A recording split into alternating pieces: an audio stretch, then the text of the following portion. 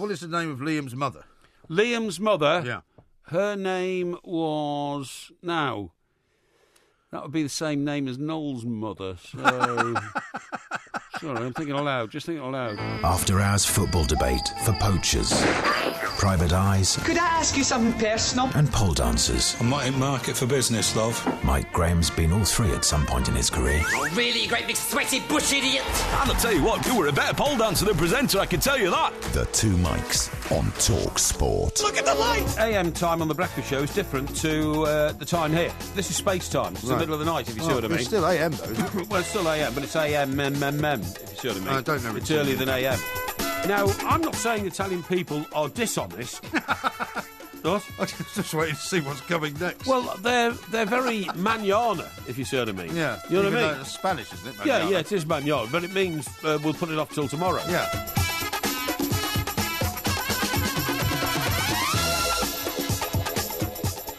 This is TalkSport. We are the Two Mikes, and I'm delighted to say it's time to say a very, very good morning to Mr. Mike, a Porky, a Parry. Very good morning to Mr. Parry. And a very good morning to you, Mike, as well. I mean, look, it's not often I go into a studio with a felon, but I think that's how you're viewed by the Italian carabinieri. Well, I don't wish to put too fine a point on it, but I would suggest to you it's Yeah. not the first time you've been in the studio with a felon.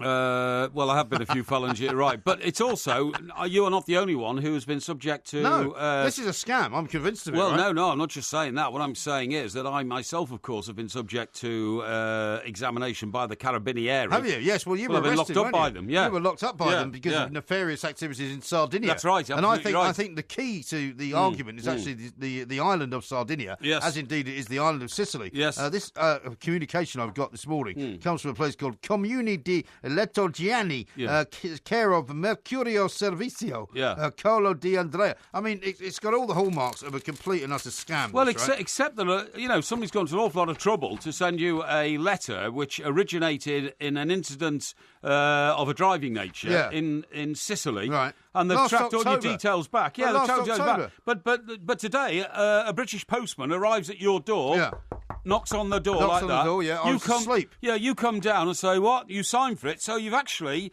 you've been served a notice by the Italian authorities. I've signed for it, right? When you say I've signed for it, what I've done is I was handed one of those, ridiculous handheld, machines. That's right. And I said, "Where's the pen?" He goes, "No, just do it with your finger." That's right. So I mean, the manoeuvre that I made with my finger could have been done by Tommy the Chimp. Well, do you know what? It doesn't say my name or anything. Do you know what? I signed my new car deal with my finger on my mobile phone when I was in transit to purchase a 50 grand car. Did you? Or 60 grand car. Did you? Yeah, absolutely. Yeah. Well, so I'm but sure it doesn't look like my signature in a at court all. of law, if somebody says to you, looks like a squiggle. "Is that your signature?" You can say, "Actually, no, it's not." No, yeah. Well, and if they ask me if this is my signature, I'm going to say no. Yeah. Absolutely not. But how on earth does the Polizia Municipale from a place called Lettogiani, Italia, which I've never heard of, I'm not even sure that's even in Sicily, right? Send me in English, in complete English. That's right, yeah. What they're calling a notification of contravention of the road traffic code. Yeah. I'm saying shove it up your jacksie. Yeah, that's what right. I'm saying. I think you should send. I think you should send them that in Italian. You know, security fleet. Yeah. You know, El Carabinieri, Pusho Letro, Inserto. Jaxi. Yeah. I mean, I do actually know some swear words in Italian. I'm not going to say them on the air. But listen, the most crucial issue here, and you've got to be 100% honest about this, right? Do you remember jumping a red light in a high car in Sicily? Absolutely not. Absolutely not. So where have they got this alleged crime from? Well, have they just dreamt it up? Well, let me see this. It says date of offence, 23rd of October 2016. Yeah. So can you look at your holiday diary, maybe? I was there in October 2016, yes. It says time 15:57, no idea. Make and type of vehicle. Now, this is where I think they've got it wrong, and this is where I would say it's very clear to me this is a scam. Guess what it says? Guess what it says, make and type of vehicle. Does it say Audi A4 Cabriolet? Yeah. No. What does it say? It says car. Car. Like C-A-R. Make of and type of vehicle, car, C-A-R. I see. Now, that seems to me to be not very specific. Yeah, okay.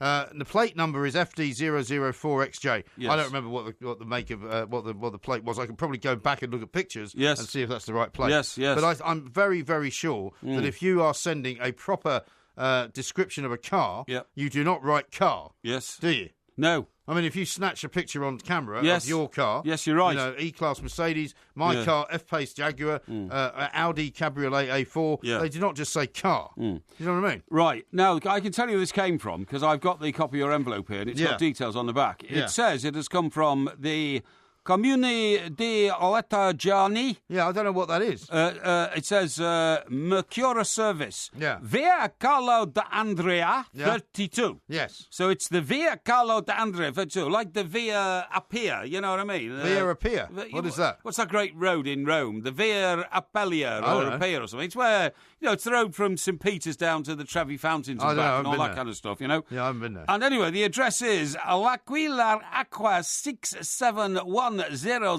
Italia. Yeah. Now, according to my information, Lettergiani is a commune municipality coastal resort in the province of Messina in Sicily. Located about 170 kilometres east of Palermo, 40 kilometres southwest of Messina. I never went there. Yeah. I was never in Lettergiani. So there's another clue as to why they're making this stuff up. You never in Lettergiani. I was never there. So stick up your jacksie. Stick it up your jacksie. I was never in Lettergiani. And, this is the kind of thing people go to war over. Yeah, they do, yeah. Because they're now claiming, right? Here's what they're claiming. Yeah. 220 euros and 70 cents as a fine. Right. What they're asking me for 200 quid. is to send 163 euros plus postage, 27 euros, plus information costs 30 euros. Yes.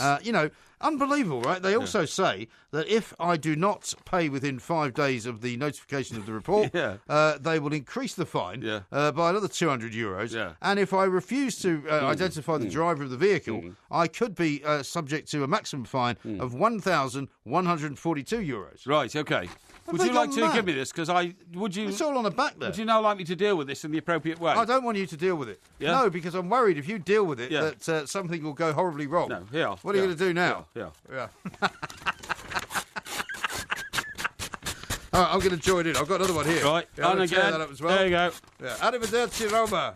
Arrivederci, Roma. Also, by the time we finish with this, right? Goodbye. By the time we finish with this, right, we could be Brexiteers. Yes, we could, in which case, the European Union won't be able to come after me. The only thing that worries me slightly, obviously, is that if, in fact, I take my children on holiday to Italy... Yeah, you might get arrested. Will I be arrested? Now, we spoke to a mutual friend today who has a house in Italy, right? I don't want to give his name away because that would be unfair. Yes. He said he drives his own car to northern Italy quite frequently, about 2 or 3 times a year. Yes. And he gets these types of notifications about 3 times a year. Really? What's he do with them? He puts them straight in the bin. But he goes back to Italy after it and he doesn't get arrested on landing? No, nothing has ever happened to him. Well, that's perhaps... And the main reason why this has happened, for those who haven't followed the story, the main reason this has happened is that I was told by American Express, the people with whom I lodged my card at the car hire company in Sicily, that this is a scam and has been going on for some time. Right. And they said the reason that they had to cancel my card was that the car hire company that tried to charge the card for some infraccione were doing it out of some kind of what can only be described as dodginess. Dodginess, yeah. So I've been informed by my people at American Express that this is a scam. So I'm not taking part. Well, we sorted it. It's all over now. It's all over. You don't have to worry about it, okay? It's all over. Although I'm sorry Problembo solvo. The problem that I'm sorry about, though, is that I actually allowed myself to open... Because normally, if somebody knocks on my door, I don't answer. No, I don't either. Because I'm not interested in somebody coming to see me. Yeah. Normally, they've got a package for somebody who doesn't live at my address. That's right. And they ask me to take it. Normally, it's some kind of a, ridiculous... What is it? One of these surveys that they're doing. Yeah, that's right, yeah. But stupidly, because I was half asleep, I just kind of woke up and I went to the door. You've got to be more alert in life. I know. I made a mistake. That's a dormer, mate. We never sleep. Should have been more alert. Well, no, I should have said, look, I'm sorry, this person doesn't live here, and I'm not going to sign for it. Yeah, that's right. Exactly. So I'd love to hear from anybody else who's been to Italy and who has had a similar experience, because there must be some of you out there who have also been, fraudulently charged with running red lights, parking illegally, all sorts. I mean, have you seen the way that people drive in Italy? Oh, I mean, there are no traffic laws. No, they haven't got a highway code, have they? No, exactly. Absolutely shocking. 08717 223344. Coming up, we're going to be talking about Liverpool and Everton, of course. Adrian Heath is going to be joining us, former Everton midfielder, who's now the manager of Minnesota United. I know, it's great. In the US of A. We'll talk about Wayne Rooney's performance. We'll talk about whether or not Everton are looking any better than they did last week. And, of course, we will be going to the Porky Quiz, which is going to be very exciting this week. I'm actually very excited about it. Yeah, I'm as well. We've never done it this way round. Because I have super intelligence, I'll be able to super intelligently anticipate the questions to the answers you're going to give me. It's going to be amazing. Yes. This is TalkSport. The Two Mics, simulcast across the UK on TalkSport and Talk Radio. And the stone you throw will turn back in its path. One day you'll shatter like a wall of glass. Wall of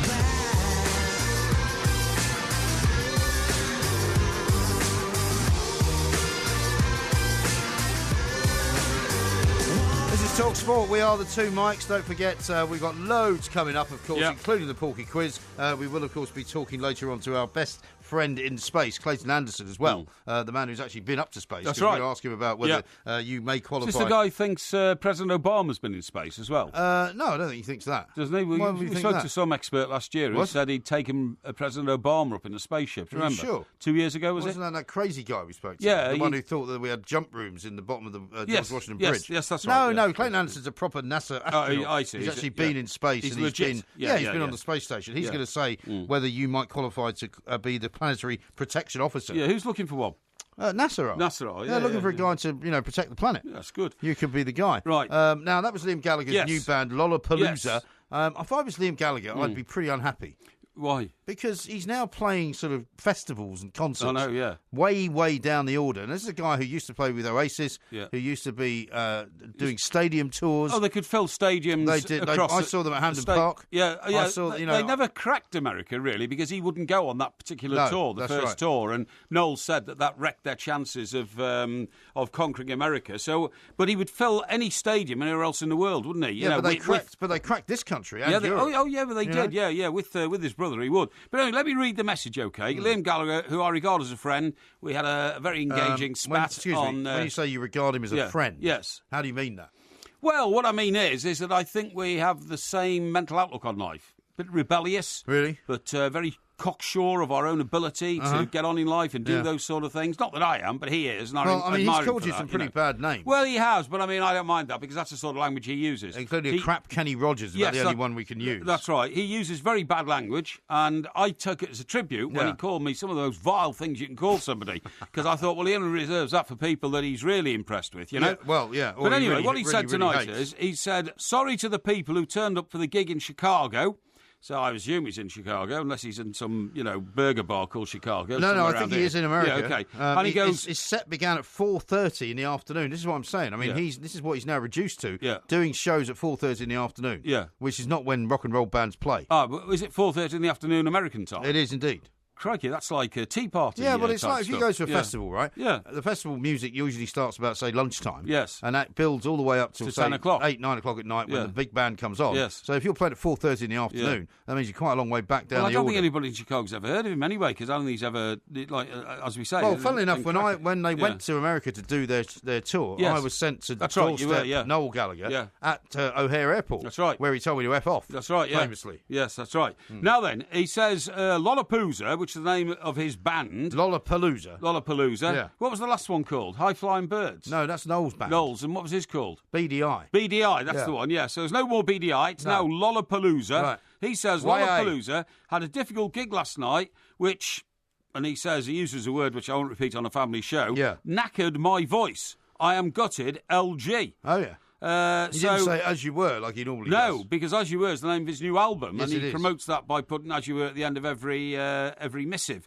But this missive hasn't got it. Funnily enough, on Twitter now, I'm looking at it, and as I'm looking at it, and the number of people who are reading this is clocking up on the scrolling figure below. Eh? Well, it's 3,243 now who say they like it. Now 3,244. Oh, I see what you mean, yeah. Now 3,246. Because you're now in real time. Exactly. I mean, you've not seen people doing that to your own tweets. Yes, I have, yeah. When you actually send one out, if you look at it for long enough, it goes up It's very impressive. 2. I stare at it for ages to reinforce the belief that plenty of people are looking at what I've just the problem written. with Liam now is that his voice is not what it was, right? I mean, when he performed at the end of the Olympics and the Olympic closing ceremony in 2012, his voice sounded awful. And I'm afraid what you might describe as some of the rigours that his voice has had to go through over time have had an effect, I would have to say. Well, yeah, I'm sure that's the case. And I think he's a man searching for a stage, if you see what I mean.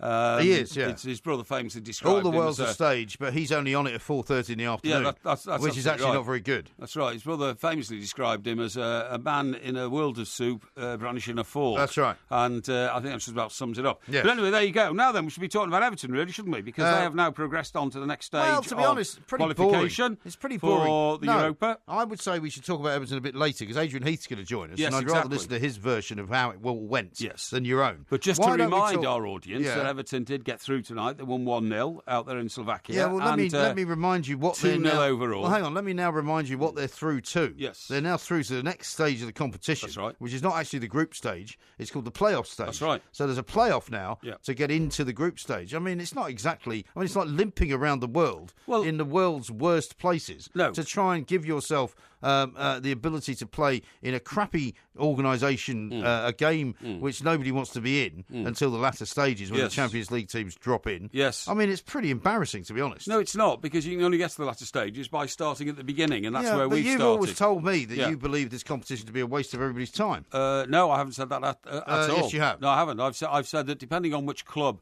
you're supporting, the merits of it have to be comparably compared. Comparably compared. Yes, yes. How about this from John? Because this changes the subject slightly, which is what I'd like to get your view on, because I'm sure you would have watched this game rather than the Everton one. Nice to see our ladies' football team is equal to the men, both out before the finals. Well, they got hammered, didn't they? 3-0, the ladies, and I'll be interested to see how that is treated by the football writers. Is everyone going to go after Mr. Sampson now and say, time to replace him? Well, get rid of this man, bring in somebody who knows what he's doing. It's a bit brutal, isn't it, to say, we've got to focus on the manager now because they lost. Let's see. They got themselves into the semi-finals, right? Yes, semi-finals against Denmark. Yes, and they got slaughtered. Yes. So semi-finals not bad. And I think it's in Holland. I think Holland are in the final, aren't they? So Denmark-Holland final, I think. Yes, indeed. Now, here's a question for you. Chris Brown says, evening, gents. Can Porky tell us Forest fans anything about Kieran Dowell, who we've signed on loan from Everton? Very good. Really? Yeah. Why has he left Everton then? Sorry? Why has he left Everton? Oh, he's left Everton. Yeah, he's gone on loan to Nottingham Forest. Well, he hasn't left Everton, has he? He's on loan. Well, he's left. No, he hasn't. Oh, sorry. So when you you bark, he's left. He hasn't left. Why are you shouting? Because there's something wrong with you. He's gone. He's gone on loan. Yeah. Chelsea have loaned out 38 players. Yes. It's a major part of the structure of football, the loan. And when was the last player that Chelsea loaned out that came back to play for Chelsea? Can you name one? Romelu Lukaku. Well, he came back to play for Chelsea, did he? Where's he playing now? He now plays at Manchester United. Right. When did he go back to Chelsea? After West Brom. Are you sure? Yes. Yeah, but he didn't play very long, did he? Because he went out on loan to Everton, didn't he? Exactly. And then he never came back. Yeah, but I mean, you've asked me about the loan system. I've just explained it to you. No, when you loan somebody out... Is there something wrong with you? No. You can't seem to get your head into gear. He's gone on loan. He hasn't been booted out of Everton. Really? Okay. So he's going to play for Nottingham Forest for how long? I can't tell you that because I don't. Probably the whole season. Probably the season. Right. Okay. Probably. Do you remember a footballer called David Beckham? David Beckham. Yes. You do. Right. I do. And when he was at Manchester United, he went out on loan to Preston. Yes. Okay. It's part of a young player's developing career. Okay. So don't look so surprised and shocked, and stop getting your facts wrong. So you're telling me that he's been loaned out to Nottingham Forest for a period of time, and the plan is to bring him back. Of course. When was the last player Everton loaned out and brought back? Tom Davis. Tom Davis. Where did he go? He went to... You're just making this up No, now, I'm not making this up at all. I can always tell when you make it up. I think he went to Tranmere. You think he went across the water? Yeah, I think so. But Everton fans... Was he loaned out for the whole season? Yes, he was for a whole season. Everton fans who are still listening to this, because they're on the way back from Slovakia, give us a call, please, and put us straight on Tom Davis and Everton's loan policy. Now, I want to tell you something about a fantastic... You want to change the subject now, don't you? Well, no, I want to tell you... You made a terrible mistake. No, you've made the terrible mistake. I haven't. I don't know why you're so vitriolic about me saying if you loan somebody out, they're not playing for you. He's left. He's gone. That's what you were shouting down the microphone. He's gone. He's gone.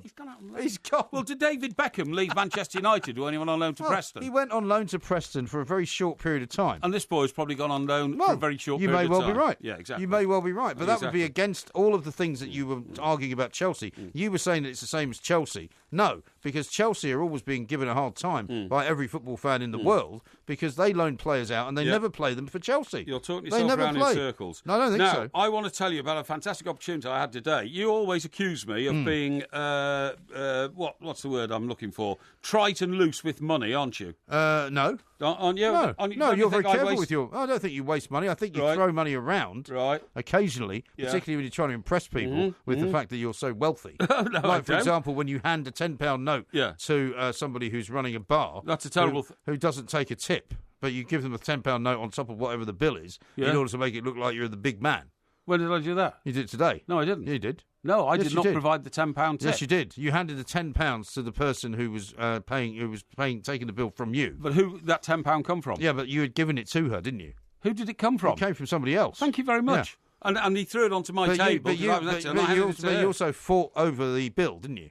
No, I didn't. Yeah, you did. No, I didn't. I was just being hospitable. Okay. Anyway, listen, what I want to tell you is this, right? Yes. After I left you today, because we did have a bit of a meeting at the Hospital Club, right? Yes. Which is a very nice place. It is a very nice place. Where is it? In Soho? No, it's in Covent Garden. Covent Garden, that's right, yeah. Why were you chatting up Michelle Collins? Well, I was about to say. Yeah. Sitting on the next table to us, of course, you said to me, look at that lady, they're very attractive. And I said, yeah. And then no, I didn't say that. I said, I'm sure I recognise her, but I didn't know who she was. And then for some bizarre reason, you said, I think it's Annie Nightingale. No, that's not what I said. Nightingale. I'm sure I know who that is. I said, but I can't place her face. Yes. I can't imagine who it might be. Yeah. Could it be Annie Nightingale? And I turned round, of course, it's my friend Michelle Collins, with whom I did a video with my other actress friend, Jenny Seagrove. Now, you say it was your friend, but you then scuttled over there to try and, ingratiate yourself. I did. She then gave you the heave-ho. No, she didn't. And you were back within about 2 seconds, because she'd obviously said to you, would you mind not bothering me? She didn't say that at all. I went over and said, hi, Michelle, how are you? She said, oh, hello, Mike, how are you? I said, great. I said, thanks very much for... Well, why did you apologise later, then, for involving yourself in her conversation? Because I wanted to say to her, I hope I didn't interrupt it earlier. She said, no, not at all. It was lovely to see you. Do you know who she was talking to? No. Really? No, do you? Yeah. Who? Go on. I know exactly who she was talking to. Go on, then. I'm not going to tell you. Why not? Because it's too much of a blunder to admit that you didn't know who it was. Who was it? It was Phil Collins' son. Phil Collins' son? Yes.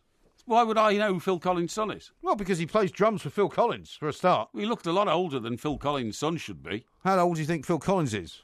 I thought the bloke she was talking to looked about 60. 60? Yeah. Really? Yeah. How old do you think he thought you looked?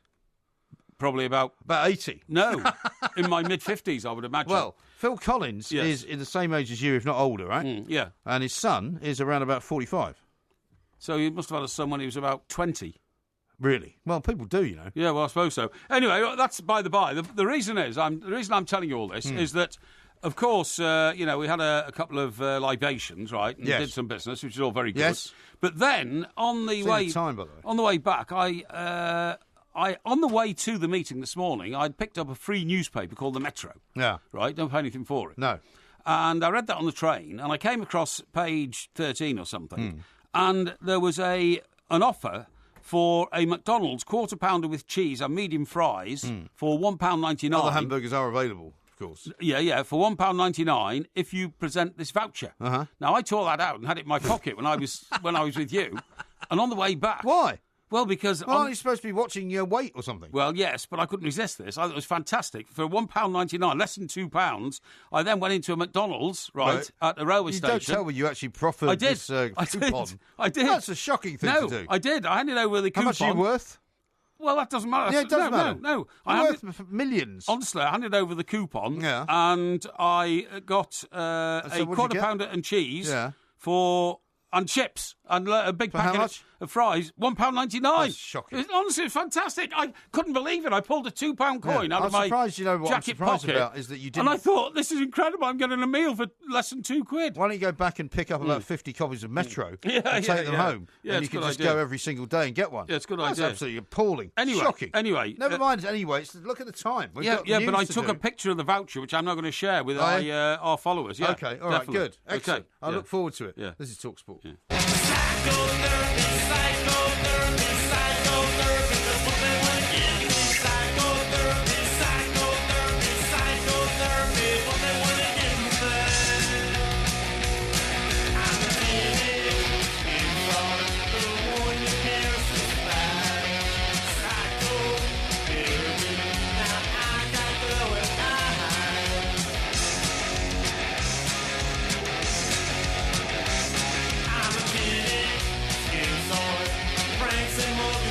This is Talk Sport. We are the two Mikes. Gary has sent this in for some reason. I don't know why he's trying to prove me wrong. He says Victor Moses went on loan from Chelsea. He came back last year and won the Premier League. Yes, exactly. Here's one from Brummy. He says Porky always talks about how rich he is, but rips vouchers out to get cheap food. Yes. I think Porky's telling Porky's about his wealth. Well, no, I don't. I mean, what sort of a sado takes a coupon out of a paper when you don't need to do it? You know, I've got every sympathy for somebody who needs to do it, but you don't need to do it. Why? You're just being tight-fisted. No, I'm not being tight-fisted. I think that's it there. That's your voucher. That's it, yeah. $1.99. Yeah. Unbelievable. See? Brilliant. Do you know what's the trouble with these things as well, by the way? Because I had a complaint from the mother of my children. Oh, yes. Who took my kids and somebody else's kids to McDonald's the other day. Right. After taking them for a sort of, a scooting scenario. Yes, yes. And instead of them all taking, this kind of a deal, $1.99... burger and fries, blah, blah, blah, maybe a Happy Meal, something like that. Yeah. They're all now ordering these new kind of hamburgers, which cost about £7 or £8. What are they? Well, they're kind of, the newfangled menu. The exotic foreign ones. Yeah, they're called something like, the American BBQ or something, Yeah, these kids are like 12. Yeah, Tex-Mex. Yeah, so they've all ordered all this stuff. And she thought, I'll take them all to McDonald's. For about £10. She ended up paying about £30 to take them all there. She wasn't very happy about it, I have to tell you. It was not good. I don't blame her. But, I mean, that's children, see, not knowing their place these days. Well, they don't. I mean, this is the thing. I mean, talk about millennials. The next generation that are coming up are going to be even worse. Yeah, they are going to be even worse. Now, I've got a great tweet here from somebody called Robert, who sent me a piece in the Telegraph, and it's a guy called Honest John, who I think is one of their sort of consumer experts. Right. Warning, right, and listen to this, about traffic fines that people have been getting from Italy. Right, and he's particularly warning about a fake ticket scam, which involves illegally altered traffic light timing. Good God. Right? Yeah. So what that would make sense. I've been accused of going through a red light. But in fact, it was green when you went through it, but they... Well, to be honest, they corrupted the time. Well, what I don't know is I certainly don't recall going through a red light. I don't make a habit of going through red lights. Yes. If I see a red light, I stop. Yeah, I do as well, I have to say. I do not. I'm not one of those people that goes, oh, my God, I've got to get through it. No, I totally just agree. Don't do that because... I have a great fear of being sideswiped by a car if I go through a red light. Exactly right. Yeah. And this guy says, I received so many reports about this type of thing, particularly from people who hire cars in and around Florence. Yes. And the guy who he's responding to said that he hired a car in Florence. Before leaving the airport, he asked Avis staff for directions to Siena. 6 months later, received a letter from the Florence police saying that I had driven in an unauthorised area and had to pay a €63 fine. So Italy is clearly an absolute hotbed of corruption, of scams. But it has been ever since scumbags. It has been ever since Garibaldi. Ever since Garibaldi. Yeah, Garibaldi was what sort of car did he drive? You're being facetious now. No, I don't know. You know that Garibaldi is the man who actually invented the biscuit. Yes, I do. You know that, don't you? Well, what, the crushed flies biscuit? Eh? The crushed flies biscuit. Crushed flies? Well, Garibaldi biscuit, we used to call it the crushed flies biscuit because it looked like it had crushed flies in it. Oh, you mean little bits of currant? Yeah. Yes, that's right. Like the Garibaldi, that's right. Yeah. I didn't know about crushed flies. Really? But, no, in addition to sort of killing about 1,000 people and uniting Italy and making it one nation out of 38 states, right, he did also invent the biscuit. You're absolutely right. Yes. But ever since him... Italy has been one of the most corrupt countries in the world, well, it's largely corrupt, due to the presence of the mafia. Yes. Who run most things in some parts of Italy, particularly in the south. Yes. Napoli, and if around you think there. of Sicily, which is the home of the Sicily, mafia. yeah. I mean, Sicily is the home of the mafia, right? It is, yeah. I mean, the place where I stayed was apparently only recently, within about the last 10 years, the place where there was a mafia war. Oh, right, People were talking about it. Really, where, people, I mean, as tourists were driving around, people were getting gunned down in the street. That's because there was a massive sort of mafia turf war going on. You wouldn't like to live in a place like that, would you? Well, you wouldn't. Yeah, but I'm not very happy crossfire. about the fact that I'm being accused of being some kind of miscreant. Well, it's a shocking thing.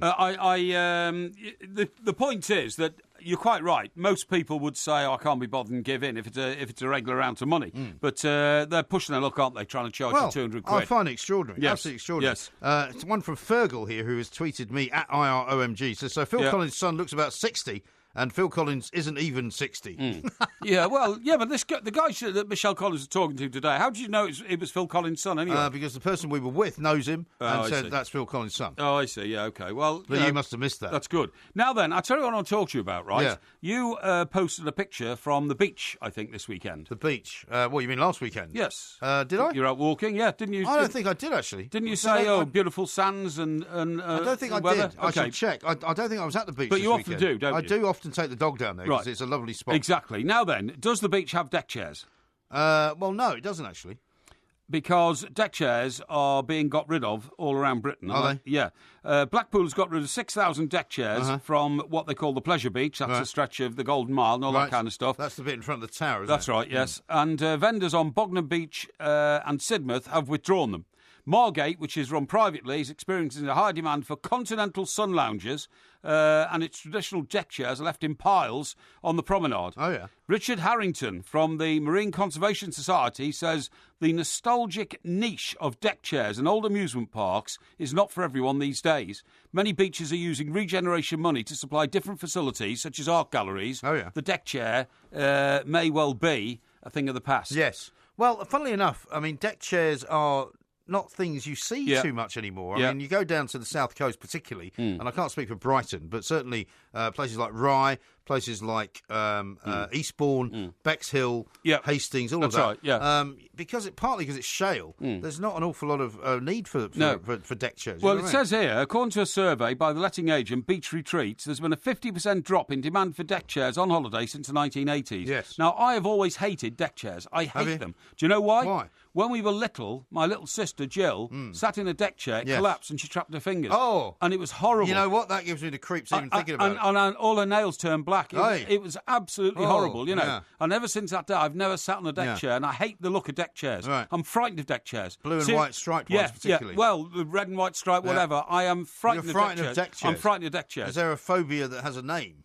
Well, I don't know, but I since I saw my little sister, she was only about 5 at the time, 5 or 6. Did she have to be taken to hospital? Well, she had to be treated for, at the local beach, first aid place. Oh, you know what I mean? So your parents couldn't be bothered taking her to hospital? Well, the hospital wasn't nearby. We took her to the hospital the following day when we got home. No reason to ruin the day. Yeah, well, she'd only lost a couple of fingers. Yeah, just take it to the local I'm only joking. place. Fortunately, it didn't trap her fingers like in between two bits of wood. Oh, right. It hit her on the way down, but it was still very frightening. Slightly over-exaggerating. No, I'm not over-exaggerating. She trapped her fingers in the deck chair. Well, she seems all right to me. Well, she is all right now, but I mean, this is like 50 years on, isn't it? Is she frightened of deck chairs?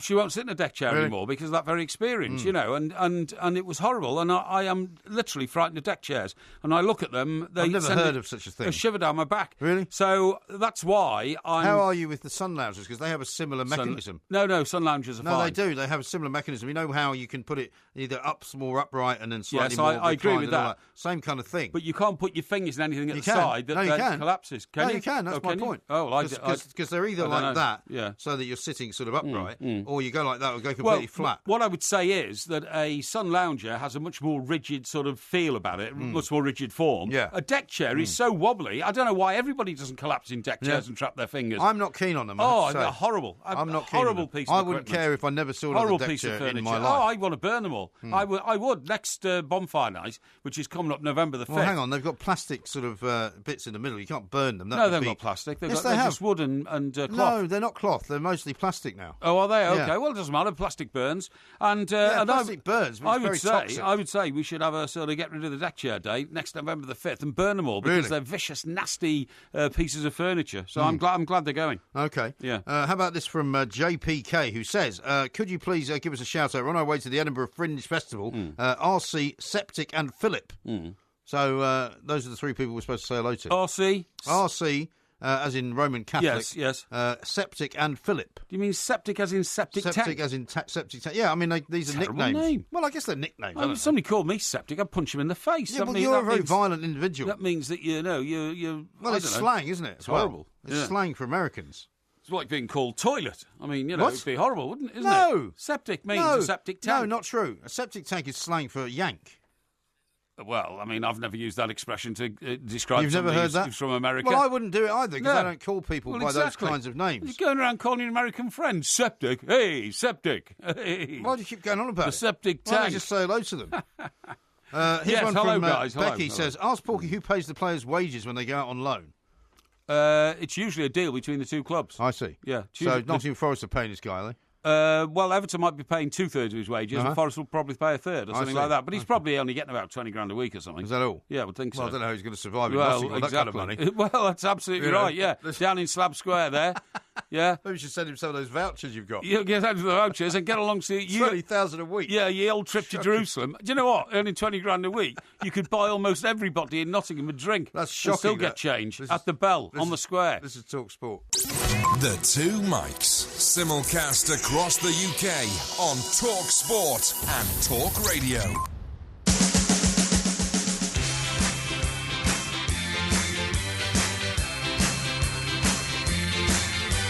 Madness, they call it madness.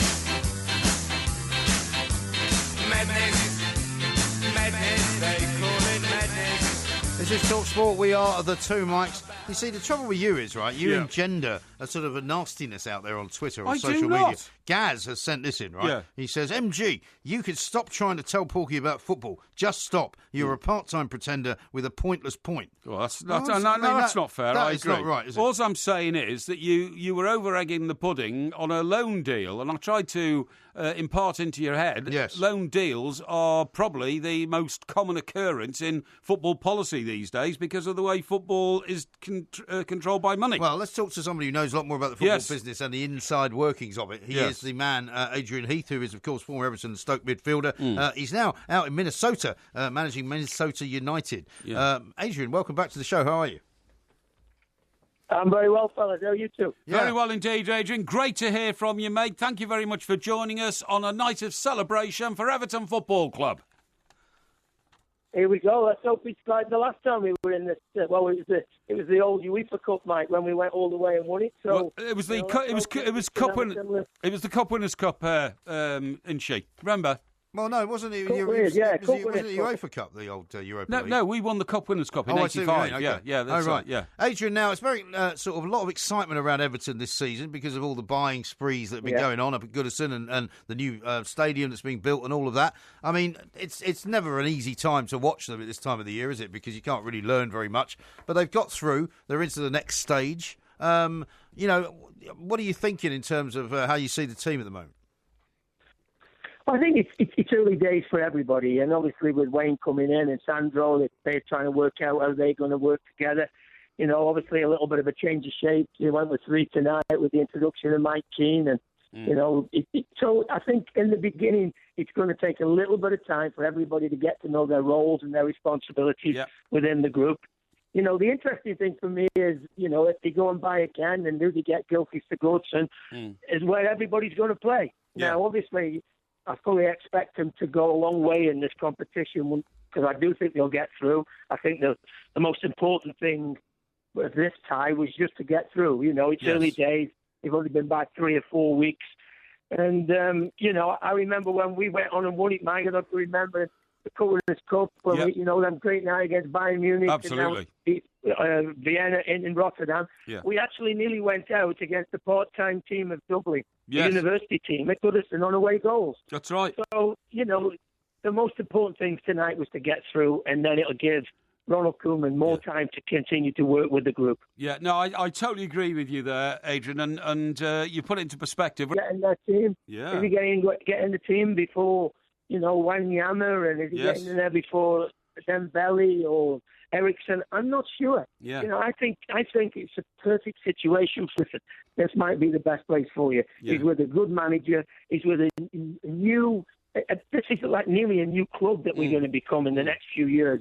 Yes. I think it's really exciting time to be part of what's going on at Goodison. Yeah. I don't know. Hopefully, a little bit of common sense will prevail, and Ross has another good think about it and realise he's probably at the best place he can be. Yeah, I totally agree with you. I mean, it is very difficult, isn't it? Because the problem for somebody like Ross Barkley, one is that he said he doesn't want to play for Everton for some reason. I don't know why. He doesn't seem to get along with Ronald Koeman. But is it realistic, Adrian? And I know it's exciting times and there's lots of new signings coming in. But when you look at Chelsea, you look at Manchester City, you look at Liverpool, you look at Man United, you look at Arsenal, you look at Spurs. I mean, those are the 6 teams above Everton. Is there really any chance of Everton leapfrogging over any one of them to get into the top 4?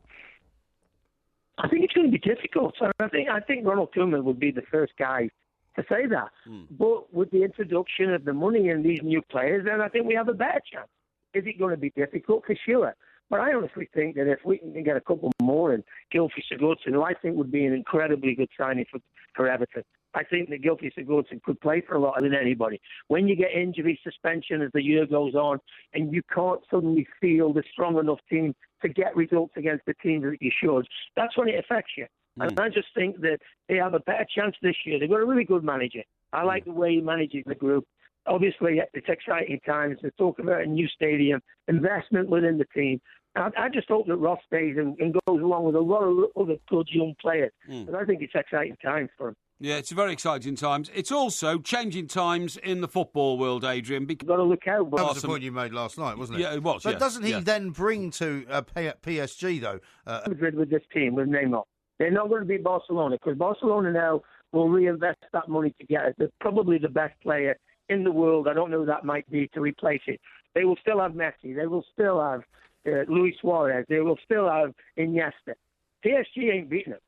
Yeah, but they nearly beat them. But they nearly beat them last year, though, and it was Neymar that stopped them. Yeah, but nearly isn't quite beating them. But last time I looked, they'd never won a big European trophy. They haven't yet. They're still a million miles away. I'm slightly worried, Adrian, that you're falling into Porky's camp of the man that doesn't believe in progress. Because I think, in the end, you can't just have Real Madrid and Barcelona dominating the Champions League. Yeah, but you can't invent a big club. Yeah, but you have to kind of surely sign a big player to see how it goes. No, you can't invent a big club. Adrian just made the point that PSG will never beat a Barcelona, no matter how many big players you take. But I'm asking him if you don't mind. Yeah, well, Adrian, what do you say?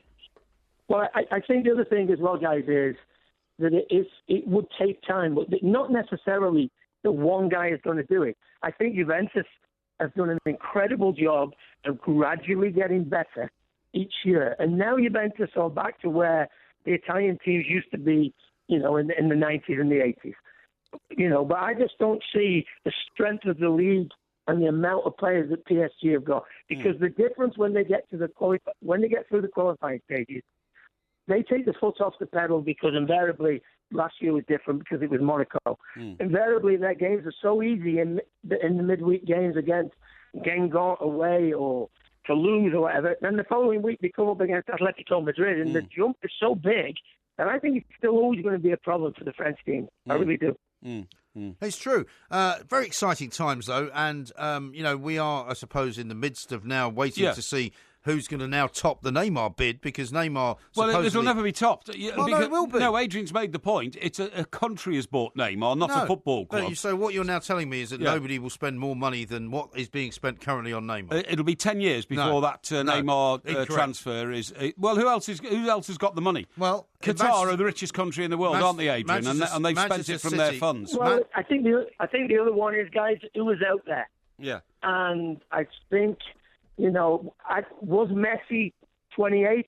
Yeah. Maybe. Yeah. Well, let me ask you this, Adrian. I know that Minnesota United would probably not be in the market, but say, for example, Cristiano Ronaldo, in his last 2 or 3 years of his career, which is probably looming soon, said to Jose Mourinho, "I'd like to come back to Manchester United." United would pay $300 million for him, no problem at all.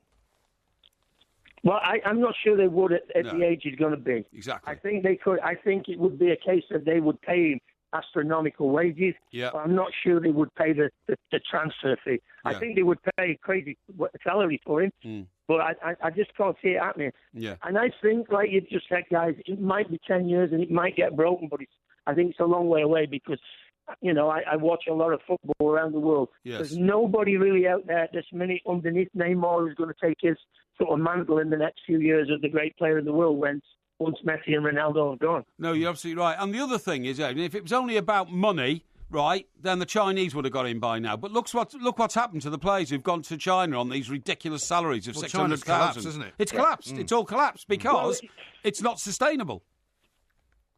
Well, it's not sustainable. The other thing is, guys, as well, and this is no disrespect of living in China, it's not the same as living in Barcelona or in Paris or in London or whatever. No.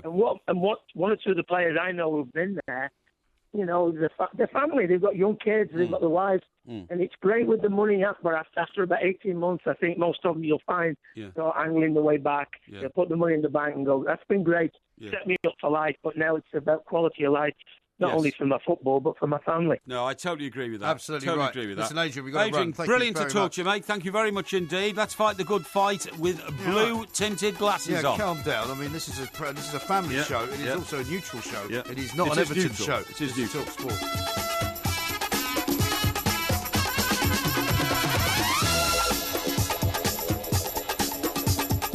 This is Talk Sport. We are the Two Mikes. Don't forget, of course, you can find us on Facebook at the Two Mikes page. You can look for us on Twitter as well at the Two Mikes. Got Blado saying this. MG, I've got a free bet with a new account. Can you ask Mike Parry if it's worth sticking the whole 50 quid on Everton to win a top 4 finish? And will he reimburse me if it doesn't work out? Well, no, I won't reimburse you, but I would say 50 quid on Everton to finish in the top 4 is good value.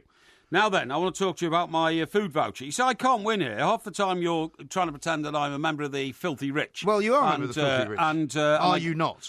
No, I'm not, and I get stick for that. So then when I show extreme prudence and count my pennies, I then get stick from that. So because you've been winding people up and getting all sorts of stick, and a lot of it is about the fact that they say, well, hang on, how come you took a picture of the voucher when you should have handed the voucher in? Well, that is a good question. To get your £1.99 quarter pound of a cheese. Well, can I tell you this? This came out of a free newspaper called the Metro. Yes. So when I saw it, at the next station I got off at, I took another 4 copies of the Metro. You took more papers? Yes. Well, do they just distribute them on the train like that then? Yes, they do, yeah. Really? Yeah. I thought it was a strike, by the way. I thought the trains weren't running. Well, they're running at the moment, okay, I'm delighted to say. Okay. And I took 4 more papers. I went to the same page and I ripped out the 4 pages. Yeah. And I've now got 4 more vouchers for £1.99. Have they got some kind of sell-by date, these things? Offer valid until the 17th of September. Really? So this is why I thought, Dear wow, God. this is going to be fantastic. So I'm smarter than the average bear, and I'm going to eat cheap for, all next week. Yeah, but it's not good. Have you not seen that Super Size Me the documentary? Yeah. Where the guy ate loads and loads of McDonald's fast food. I think that's all he had, wasn't And it? he For ended about up 3 months. getting a swollen liver. Yes. He ended up getting a terrible skin. Yes. He put on about 2 stone or something like that.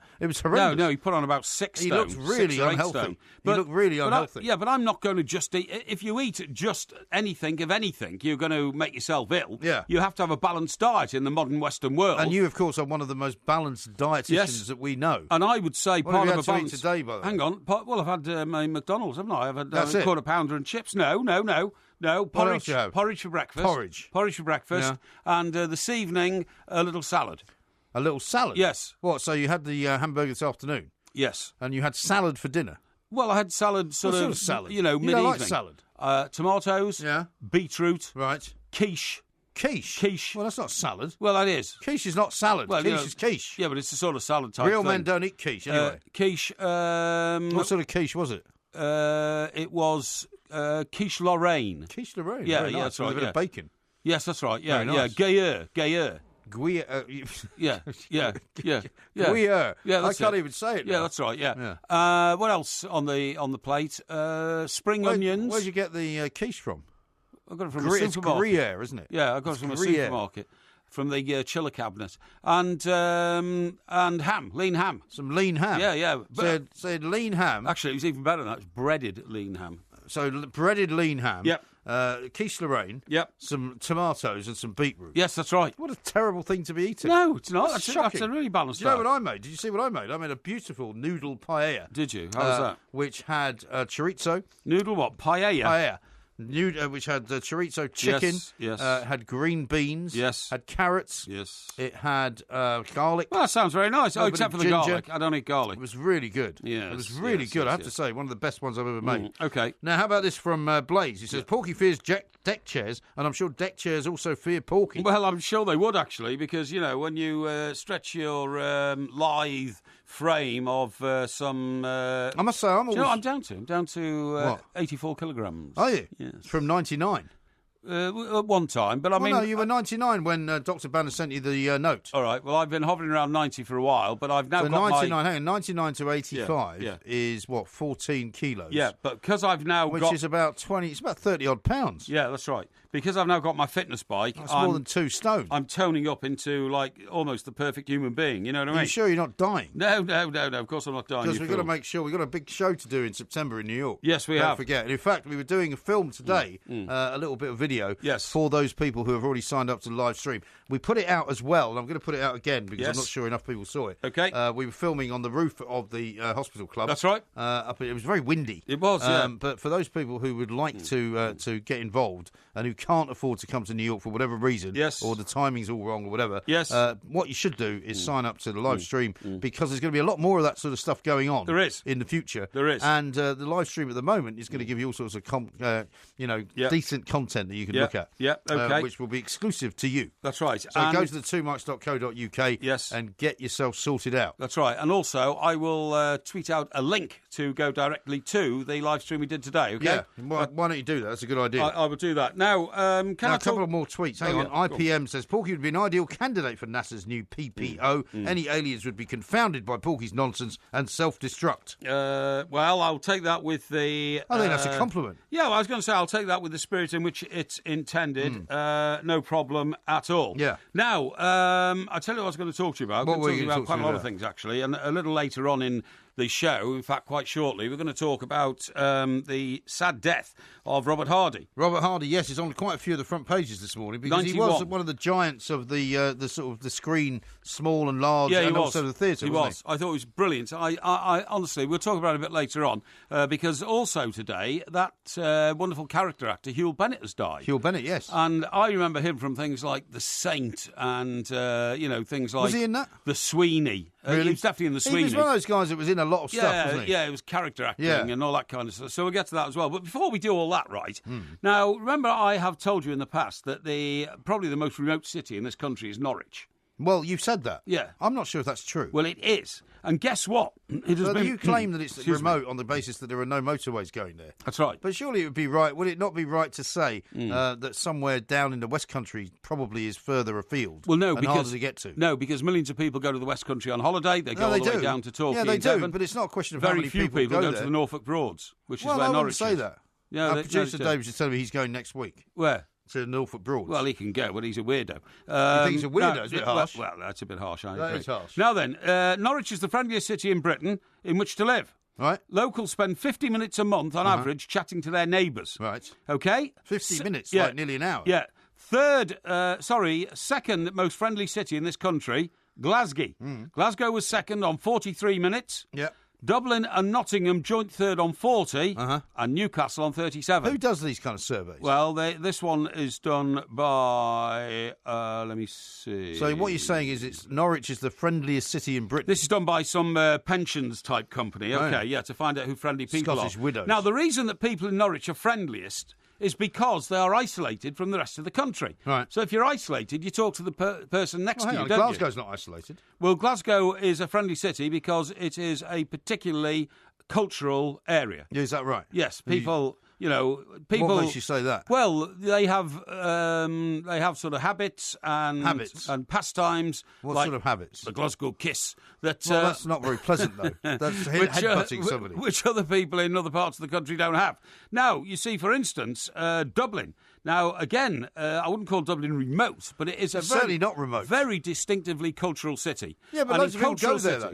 Loads of people go there. Of course they do. And in cultural cities where lots of visitors go, people tend to be friendly. But the reason Norwich is the friendliest city is because there are no motorways to Norwich. You have to drive up the east coast past Ipswich and Cambridge and all sorts of places to get to Norwich. You can go on the M11, can't you? As far as Cambridge, and then you're on the back roads again. And so people from Norwich rarely see anybody from anywhere else. Are you sure about because the Norwichians, the inhabitants of Norwich, are more or less an isolated sort of group. I think this is a ridiculous argument that you've been making for such a long time. How many people have you ever met from Norwich? Well, Ollie Hunter is from Norwich. Ollie Hunter. You wouldn't know who that is. One of our production staff? He's one of our producers. That's one. Well, what about our other friend who you went to work for Sky, who worked here for a while, Melissa Rudd? She's from Norwich. Melissa Rudd, okay, that's one. That's two people. That's two. Well, that's two people I can think of off the top of my head that I've met from Norwich. All right. Well, I haven't met anyone from, for example, Scarborough. Right. I also haven't met anybody from Wrexham. I also haven't met anybody from St Austell. I also haven't met anybody from Barrow-in-Furness. However, I've met two people from Norwich. Let me ask you this. During the course of your Fleet Street career, yes, how many people have you met from Liverpool? From Liverpool? Yeah. Dozens. Not dozens. Dozens. No. Not dozens. How many people have you met from Newcastle? Dozens. No, I wouldn't say dozens. No, hang on. You worked in Newcastle and you worked in Chester. Yeah. You've met dozens of people from those places. I haven't. How many people have you met during the course of your career from Birmingham? Dozens. No. Because these people get about. These are all the places you've worked. No. You worked in Birmingham. I've worked you worked everywhere. in Newcastle. I've worked you everywhere. worked in Liverpool. Yeah. You've never worked in Norwich. No, of course No, I haven't. why not? Because I've never been to Norwich. Because Well, you why can't don't get you go to Norwich and stop defaming the place? Until people build a motorway to, the East Coast, it's going to remain lonely and isolated, but very friendly. It says here it takes 2 hours and 25 minutes to get from here to Norwich. Yeah. Right? Yeah. It takes a lot longer to get to Newcastle. It takes a lot longer to get to Liverpool. Yes. And it also takes you longer to get to Birmingham. Yes. So actually, all of those places are more isolated than Norwich. No, they're not. No, they're not, honestly. Norwich hasn't got an airport. I don't know what you've got against Norwich. Norwich hasn't got an airport. Are you Newcastle's got an airport. Well, it's got an airport. Yeah, but it's got an airport. It's an airport the size of sort of, It's called Norwich International Airport. No, Norwich Airport is about the size of a cricket ground, and its runway is about the size of presumably the length of a cricket it's only like a 2-man Cessna can land there. Is that yeah, what I you're would telling me? say so. Yeah. Really? Are you sure about that? I tell you Why something, have you got so mate. much against Norwich? I tell you something. I bet you a jumbo jet has never flown into Norwich Airport. The jumbo jet's never flown into Newcastle either. Or City Airport. It has. Because it has. No, because the City runway's Airport is not big designed enough. for planes that only need short And runways. it has also East Midlands Airport can't handle a jumbo either. Well, OK, not a jumbo. I bet you an A380 or a 777 has never flown into Norwich Airport. That may well be true. There you go. I don't know what you've got against Norwich. It's just I want to hear from people from Norwich. Yep. The definition of a place which is no longer isolated, apparently, is you have to have met Porky and you have to be able to land a jumbo jet in your back garden. Don't be ridiculous. This is Talk Sport. The Two Mikes, simulcast across the UK on Talk Sport and Talk Radio.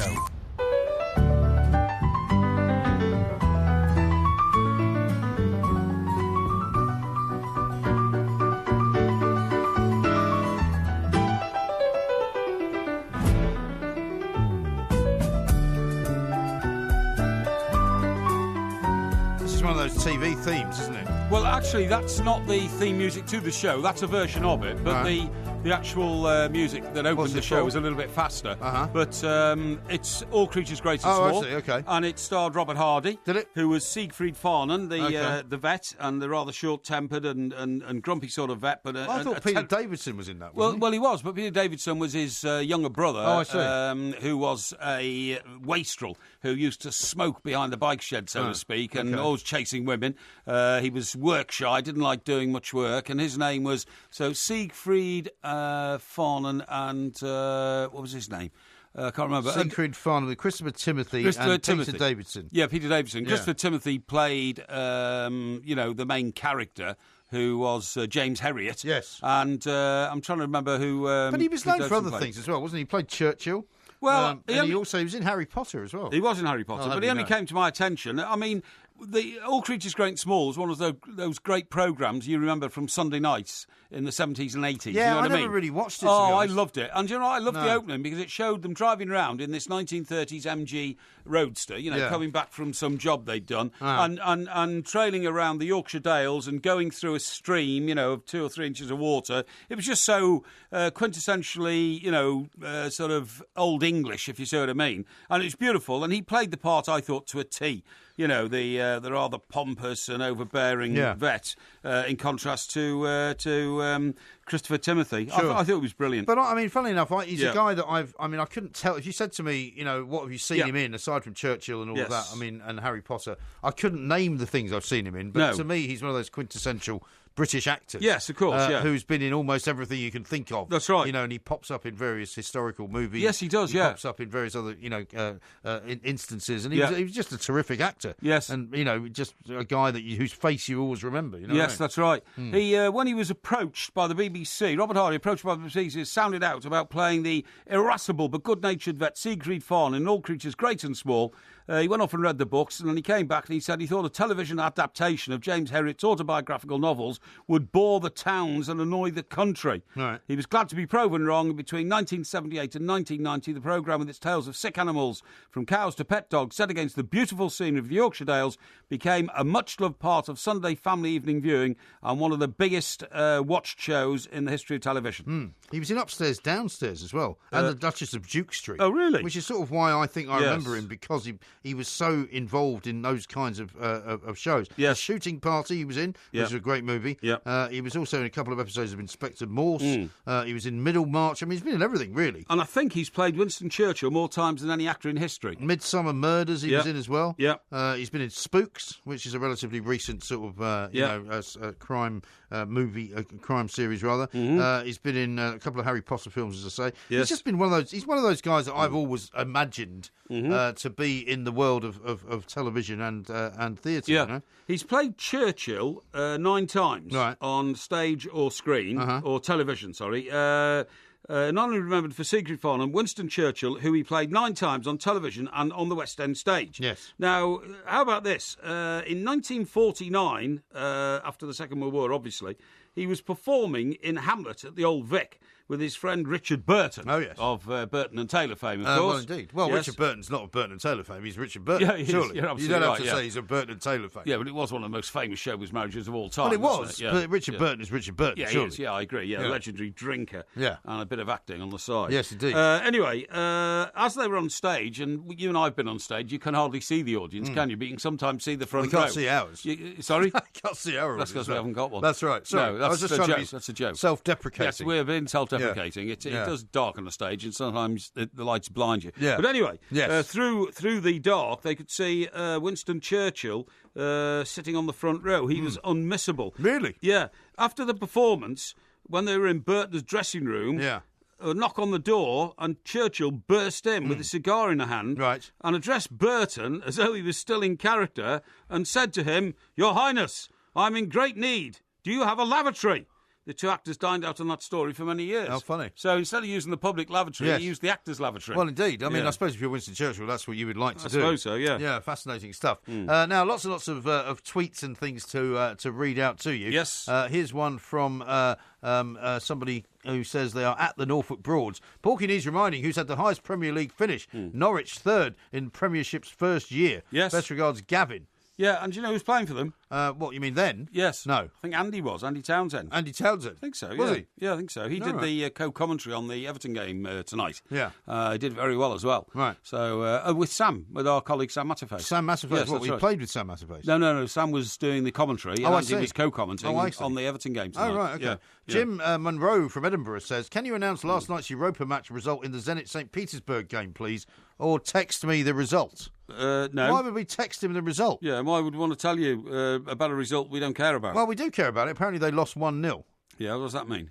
But they went through 2-1 on aggregate. But I don't understand why. Who were they playing? I don't know who they were playing. I'm afraid that all Scottish teams are now out of the Europa Cup because Hearts went out, didn't they? Hearts went out a while ago, didn't they? No, well, somebody went out last night. That was in Aberdeen. Was that Aberdeen? Aberdeen. Oh, Aberdeen. Aberdeen have gone out of the Europa League at this stage of the competition for the last 2 or 3 seasons, I believe. Yeah, 4. It's the 4th season they've gone out at this stage. Aye. I'm telling you, the Granite City is breaking. Yeah, stick to granite. Yes. I agree, Norwich is a nightmare for away games. Sends my sat-nav wild, says Ben, who's a Man United fan. Yeah, well, you talk... Well, hang on. How often do you go there if you're a Man United fan? Well, you go there once a season. Why? Well, because if they're in the Premier League... Well, they're not in the Premier League. Well, that's what I'm saying. They weren't in the Premier League last year. Why is he going there? No, but they were like 2 years ago. Well, 2 years ago is a long time. Well, it doesn't matter. You still have to make the journey, don't you? And for those Norwich players, by the way, it's a nightmare. How many times have you been there to see a game? Norwich? Yeah. Never. You've never been? No. So you don't know how hard it is to get there? Because I'm not going there. It's too far. That's ridiculous. I'm not going. I tell you, I went up there once. What's the furthest you've been to go to see Everton play? Presumably Romania. Where you got hooked up with that rather strange brothel woman. No, don't be ridiculous. Well, you did. No, I didn't. Well, she the one that fell off the bike. No, that was in Latvia. That was in Latvia. What was her name? Well, I don't know, because she was riding on the pavement around me, and I said, cheerio, and then she fell off the pavement and smashed her face on the road. It was very tragic. No, what I was going to say was, in 1987... Everton lost the league in 86 by a point, or by goal difference, to Liverpool. We regained it in 87, and I was setting off from work at the Daily Express. In London? In London, where I'd gone in on Saturday morning to make sure that Sunday was going to be right. Yes. Because you'd gone in on everybody's day off? Yeah, that's right. This is a good indicator of how much of a workaholic you are. No. The one day off that you actually have from a daily newspaper, Saturday, you went into the office. I can tell exactly what happened. I was going to have to I was going to have to leave my number 3 to do it on Sunday because my number 2, who's a very good guy, Mr. Ian Walker, who was still working. In many ways, better than you, actually. I would agree. I would agree. He was a top man, top news executive. Indeed. And he couldn't do it on Sunday because he had some family thing down in Wiltshire. Yeah. So I was having to leave. So I went on the Saturday and I set everything up because I was going to Norwich, right? And I was going to Norwich to watch Everton win the First Division Championship, which they did. Yeah. And I was going to stay overnight in Norwich and make a huge celebration of it and come back on Sunday. And because of this whole plan going all right, this is going to reveal why you hate Norwich, right? No. What happened was I went in and on the Saturday some massive story happened. I can't remember what it was now. I mean, it was...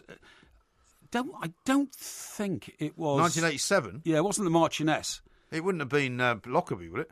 No, Lockerbie didn't happen at the weekend, and it didn't happen at the weekend. No. I can't remember what it was now. It was such a big story that... But you're talking like May sometime in 87? Yes, that's right, May 87. Yeah. I don't think it was the Marchioness. It could have been Marchioness. Anyway, no, that happened at night, though. That happened in the middle of the night. This was happening on Saturday night. Yeah, this happened on a Saturday morning. Because what happened was, I thought, that's it, I can't go to Norwich now. So I stayed around and virtually stayed there until, Sunday morning and got everything sorted. And see, this is why you're such a workaholic. Well, I'm not a workaholic. You missed out on the chance you had to go to Norwich, have a good weekend, and not be so prejudiced against Norwich. Yeah, and anyway, Everton won. I think it was 1-0, and we won the league for the second time in 3 years. So David says this, I thought you didn't eat eggs, Porky. What do you think quiche is made of? Well, yes, of course it is. But, I mean, cakes are made of eggs as well. No, quiche is actually egg flan. That's what it is. Well, I've tried to make the point in the past that I can't eat eggs as eggs, but I eat cakes and that sort of thing. That's not a problem at all. Yeah, but what about quiche, though? Well, I eat quiche, so that's not a problem. So you eat quiche? Yeah. So that's made of eggs? Well, look, we had this stupid argument before, and you go on and on about it. I just read you a tweet, that's There all. are plenty of foods with eggs in them that I can eat. Right. I just don't eat eggs. Just accept it. Okay, I accept you can't eat eggs. Don't go on and on about it. Just accept it. I accept you can't eat eggs. Yeah, that's right. But you had a quiche for lunch. Yes, Talk sport. Yes. Of interplanetary craft, calling occupants of interplanetary ultra emissaries. Is space a donut? I always liked that song. Yes, Karen Carpenter. Yes. The Carpenters. Enchanting. Yeah. She died of anorexia, unfortunately. She did, sadly, Poor lady. She was a great talent. She was a great talent. And her brother was as well. I don't know what happened to him. Richard. He didn't die of Richard, very much true. He didn't die of anorexia. No, he didn't, no. No. Now, how about this around. from Bryn? Norwich is a great place, plenty to do in the market there. Great city too. Yeah. And I also follow them as well. And here's one from Lord Rob, who says, Norwich International Airport not only can have a jumbo land, it also has its home to the East Anglian Air Ambulance, and it also has an aircraft museum. Hang on. I think you're being very disparaging. Hang on, the air ambulance, as far as I know, is a helicopter. So that needs about the size of a rounders pitch to but it's still the home take off and land. But the air ambulance home is at Norwich International Airport. Well, the home of the air ambulance could be a school backyard. I mean, that's all you need to land a helicopter. Listen, I don't know why you're so disparaging. I'm not disparaging. And as for a museum, can I just remind you that normally the planes in a museum don't actually take off and land.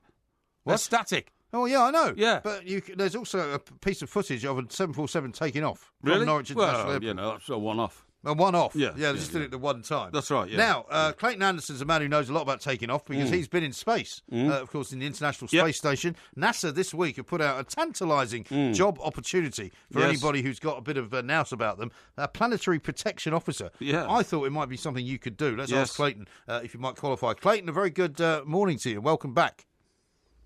Hey, thanks, guys. It's good to be with you again. Yeah, great to hear from you. Now, Thank you. It's always nice to see NASA kind of reaching out to the old civilian population to see if they can join in with some of the fun and frolics that you guys have up in space. What exactly does Planetary Protection Officer do? Beats the hell out of me. Yeah. Well, thanks for coming on. Yeah, we'll talk to you some other time. Yeah, that's right. Can you not give us a bit more of a clue than that? I think the worry is that if we send a probe or a spaceship or humans to another planet, we don't want to contaminate that planet. And by the same time, if we do go there and we're clean as a whistle, if we come back to Earth, we don't want to bring anything that could contaminate Earth. That's kind of why in the lunar program in the Apollo days, they made the astronauts and the equipment, they had to quarantine it for a little while to make sure that we didn't bring back any moon bugs. So that's kind of what this position is all about, is to figure out ways to send clean spacecraft to other planets and bring clean spacecraft back. So presumably we're trying to avoid, Clayton, what Europeans did to millions of people living in tribes in America when we took over the Americas. Yeah, pretty much. Yeah, because we did, didn't we? A lot of the tribes in South America in particular were killed off by diseases brought by the Spanish. And you know, a lot of animals, like nutria. Yeah. I don't know if you guys know what a nutria is, but that was brought from another country, and now it's prolific in the Gulf states, Louisiana, Mississippi, and they're actually a big pain in the butt. Yeah. And those are the kind of things we want to avoid, right? We don't want to bring something that's not indigenous to that planet or that body. Yeah. Where we could cause an issue. Yeah, sure. Well, you've got the right guy in the White House if you want to stop things being brought into America, haven't you? Mm. Yeah. Now, Clayton, the point is that it's all very well appointing this guy, and you've given us the reasons why he's there, and he'll provide a very useful service when we get round to that. But we are still 100 years away from this guy having a proper job, aren't we? Because we aren't going to be landing on any new planets except the moon for the very, very foreseeable future. Yeah, I find it kind of interesting that we currently have somebody that's doing that job, apparently, but they've relocated the position under safety, quality, and mission assurance. So it's basically a job under the safety umbrella. Mm. You know, I could argue that it's not really required or not really necessary, but they don't ask me my opinion. So, you know, it'll be very interesting to see what these people do with respect to that job title. Yeah. And is it a sort of a signal that NASA, because obviously NASA's always got to fight for as much funding as it can possibly get from every White House and every president that gets elected, is this a sort of an indication that NASA's going to try and be a little bit more, I don't know, about the everyday man and woman in the street rather than just about specialists? Well, you know, if I was going to spend what you can make $186,000 a year doing that job, I would rather spend that $186,000 on mission hardware and actually doing something that's going to get us somewhere. I'm not sure putting a person in that position and paying them that money is necessarily a worthwhile thing, but you know, I don't know all the details behind what they're trying to do, but you know, I'm one of those guys that thinks we need less government, not more. Yeah, no, I totally agree with you. Where does space now rate in the sort of priorities of, the American budget? And is it still seen as one of the areas where you can achieve political dominance over your enemies through boasting what you've got? I'm not sure we look at it that way, but I think that we look at it as an ability to be preeminent in the world and a world leader. And the other aspect of this is it's discretionary funds in America, and I believe spending those funds is an important thing because we get back a lot of technology that benefits people around the world, not just in the United States.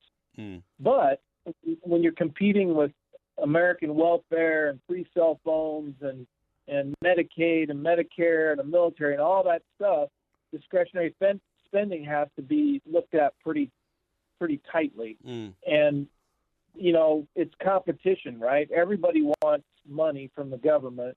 And I spend a lot of my time trying to advocate that NASA is a good place to put some of that money. Yeah. And what about the rest of the world? I mean, where are they spending money in terms of space? We see, obviously, Russia kind of occasionally running out of money and not really being able to get involved in space exploration as much, perhaps, as it used to. We got the European Space Agency, which I'm not sure what's going to happen to, given that we may or may not be part of the European Union for very much longer. And then there's India, there's China. I mean, what else is everybody else doing? You've hit most of the major players, right? The International Space Station is comprised of Canada, Japan, the United States, Russia, and the European Space Agency. Then you have China, who's getting ready to build or add on to their space station that they have, and they want to go to the moon. You have India, who's building a satellite deployment space program, and they're growing slowly. So the idea of going to Mars or going back to the moon or doing some great things, I think is contingent upon it being a world effort, a global effort, not just the United States. Right now, Russia needs America. America needs Russia to stay involved in the space station. But the next 10 years are going to be kind of interesting to watch to see how China and India and those space programs grow as compared to the rest of us. Mm-hmm. It's going to be fascinating stuff. Yeah, it certainly is. So, yeah. I mean, I know you may not be the man who decides on this, but when are they expecting to actually appoint somebody in this position as planetary protection officer? Because it's a bit of a lonely old scenario, isn't it? Because if you're the only guy doing it, you can't do it 7 days a week, presumably 24 hours a day. So they surely they have to kind of appoint maybe more than one person. Well, in my experience at NASA, they'll pick this person, and then this person will have the ability to bring in some underlings that will form their little organization. Okay. Well, so it's even more ideal for Porky then, because he loves having underlings. Well, you know, I don't know if space underlings are the same as ordinary underlings. Space underlings, you know what I mean? Yeah, I think it'd be great. Yeah. Well, listen, Clayton, we'll keep an eye out for thanks it. a lot. Thank you very much indeed for coming on and sharing your views on it. A couple of questions for you, Mr. Parry, that have come up. Yeah. Adam says this: Mike, please ask Porky who scored the goal to win Everton the league title at Norwich in 1987. Was it Kevin? First name Pat. First name was Pat. Yes. So it wasn't our fullback, was it? Psycho. Who's that? He married Mandy Smith. Psycho. Yeah. Who married Mandy Smith? Yeah. Pat Vanden Houwe. It was Pat Vanden Houwe. Thank you. Yeah. He was the guy that married Vanden. Yeah. Did he not end up playing for Spurs? Yeah, he did. He was transferred to Spurs. I doorstepped him and Mandy Smith once. Right. Up in the... he lived in a house up somewhere near in sort of Barnet way. That's right, yeah, absolutely. And it was one of those terribly sort of expensive-looking footballers' mansions. That's right, yeah. And I remember it was a Sunday morning, and I can't remember what the story was. Well... but he'd obviously married her after she'd been with Bill Wyman. Yeah, she'd been divorced. As a child bride. Yeah, she was divorced from Bill Wyman. Yes. And then she, unfortunately, contracted an illness, like a wasting illness, like anorexia or something, you know, because of the shock and trauma. Right. And then she met Pat Vanden Houwe. Yeah. And I remember reading a serialisation of their encounter. Yes. And for some unknown reason, that house you're talking about, they got back to the house one night.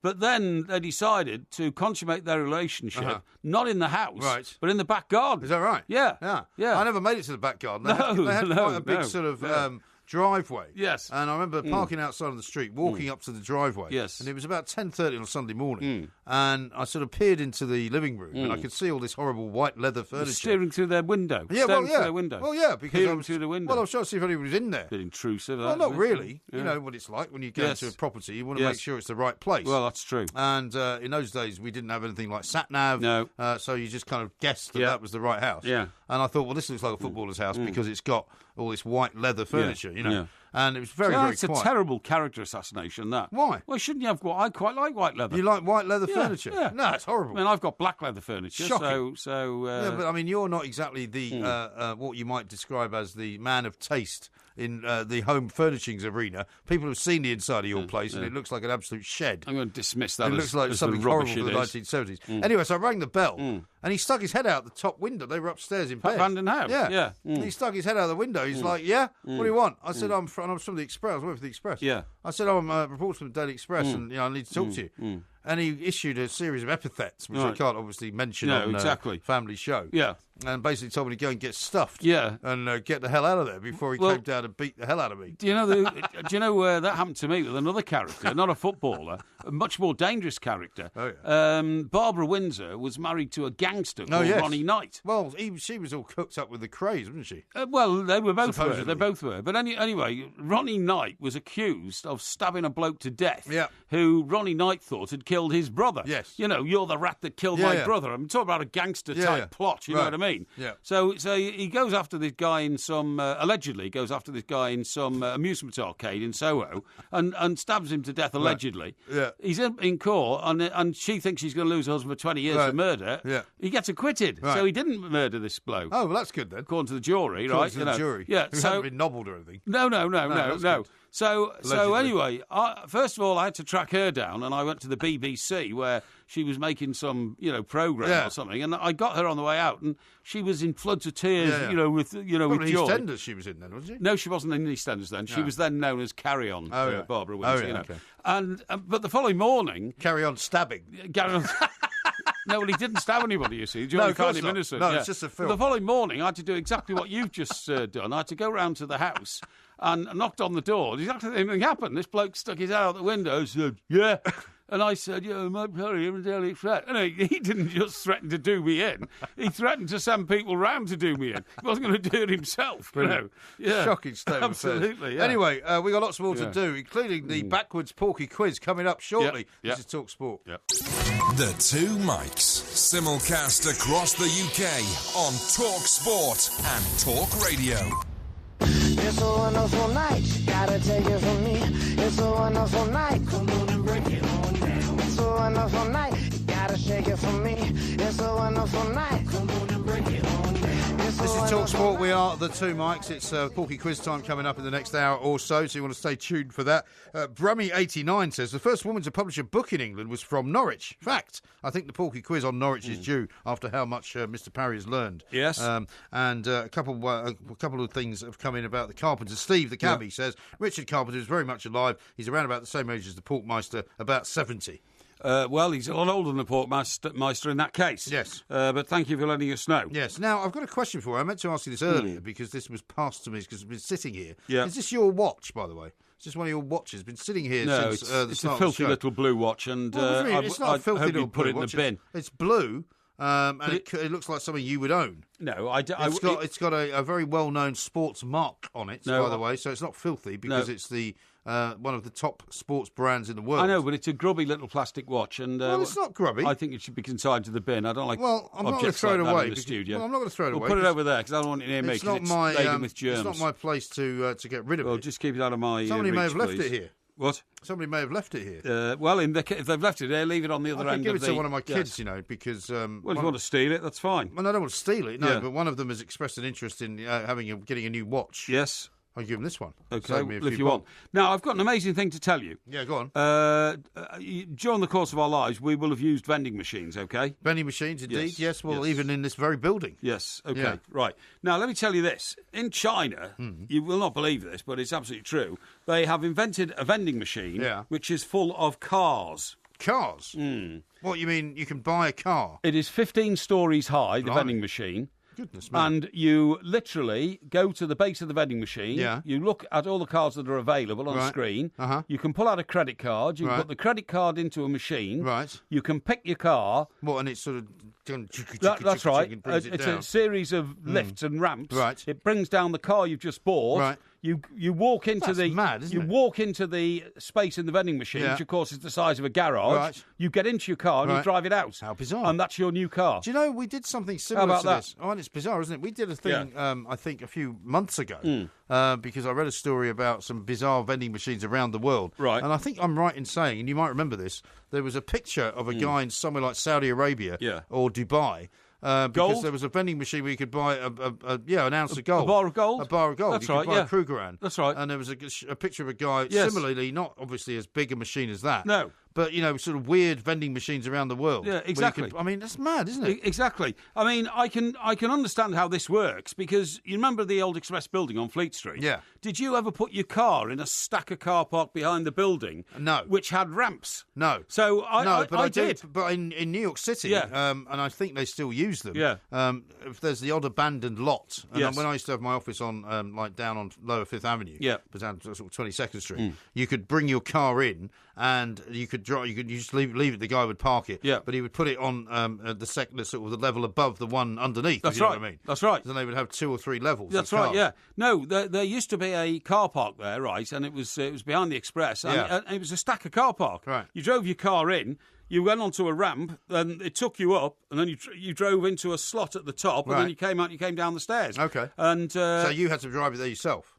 No, they didn't have like valet parking or something. Well, this is strange because I'll tell you why it closed down. It was valet parking, so you just left the keys and a guy. But some bloke went in there, right, on a Friday afternoon, desperate to get away because he had something to go to, and so he took his keys and he went up to try and drive the car out himself. Oh yeah. Mistimed it and drove into an empty shaft. Oh. And it came down 8 floors. Oh God! Killed him. Really? Killed him. 8 floors? Yeah. It was a Mercedes, right? Well, so it wasn't like a regular. So what I'm describing is simply.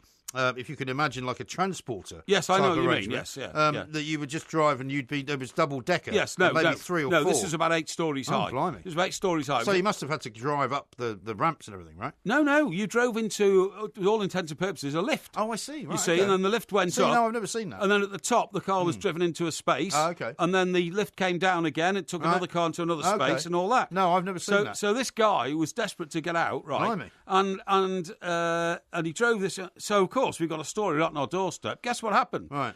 The reason he was trying to get out early was he was trying to get a couple of hours to go and see his mistress before going home. Right. And of course, when he died, it was on the front page of the Evening Standard, and both his wife and his mistress, of course, were then aware of his death. Right. And it became, the wife then only found out for the first time that her husband had been cheating on her for the last 2 years. How did anyone find out that was what he was going to do, though?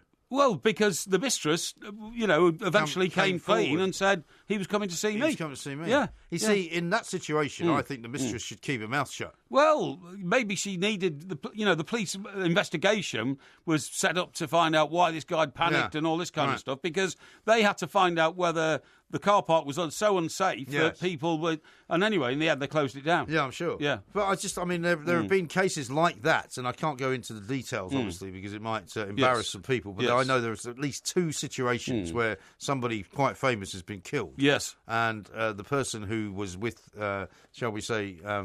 having an affair with them. In flagrante at the time of death. Wasn't able to come forward and admit it. No. But was terribly distraught about it. Yeah. Because it would upset the family. Well, exactly. And I would have thought that if you are in that situation, you'd better to keep your mouth shut. Yeah, well, for various reasons, you might have to come forward. Who knows? You might know things that the family don't, which you had to tell them. Sometimes a bloke will... It's pretty horrible, though, isn't it? Oh, it's awful. The wife to find out that not only is your husband dead, yes, but he was actually on his way to see somebody else. That's right, yeah. That's a shocking story. It is shocking, I agree. One from Becky here. I've been to Norwich a lot. My aunt lived just outside the city. A nice walk along the Wensum to Carrow Road. The Wensum? Is that a river? It must be a river, I guess obviously. it must be a river. Yeah. I don't know. I've never heard of the Wensum. I know the Wandle. Is it anything to do with Wenceslas? No, I don't think so. No, that was good King Wenceslas. Looked out on the feast of Stephen. That's right. As he looked all about, the snow was crisp and deep and even. Crisp and deep and even. Yes. Exactly right. Yeah. Yes. Matt says, we've seen your place and it looks like an absolute... and he says, I thought you were going to go in a different direction with that. Well, this is a family show. We would never do anything like that. I think he thought I was going to say a bad word. About what? Well, not about anything, just a word that you shouldn't say. Oh, I see, like a swear word. No, I wouldn't like that, no. Becky says again, Porky, apply for the Interplanetary Protection Officer job. It's an ideal opportunity to send Porky scratchings to the universe. Yes, indeed. How are the Porky scratchings going to be brought in? Very well. No, when are you going to bring some in? Why? Well, people might want to eat them. Well, you'll have to buy them then, I'm sorry. Well, I'll buy them. It's just like saying, why don't you bring some Mars bars in? I mean, my Porky scratchings are now a delicacy. Well, that's fine. Sold in over 1,000 outlets in East Anglia. Yeah, but East Anglia? Well, Essex, actually. Essex, yeah. It can't be both, can it? No, it can't be. Maybe you should now send some to Norwich. That's a good idea. Open up a tributary. A bit like Coles to... Well, not a tributary, no. Yeah. Like Coles to Newcastle. That's right, yeah. Now, somebody has also said, we were discussing what could have happened in May 87. Could it have been the Zeebrugge disaster? It could have been. Because it could have been. Taxi Man is saying that. Yeah, it could well have been. That's but that happened on a Friday night. Yes. So on Saturday... Well, maybe that's why you went in. Yeah, it could have been. Yeah, maybe that's why you went in. Yeah, that could have been. You might be remembering it sort of slightly differently. No, that is a very good spot. Although, was that not when a certain other person was in charge of the news desk, though? Yes. Which we can't go into. Yes, but no, this is falling into place because... The number 3 was Bob McGowan, who's sadly not with us now. And I wasn't overconfident. You were the number 2, though, weren't you? That's right, yeah. And the other person in charge had a Sunday lunch dinner party. She had a Sunday... Well, she was not thought to have done a great job. No, she had a Sunday lunch party with important and famous people, which he refused to cancel. Okay, well, we can't go into any more of that happily because we have to stop. We have to stop.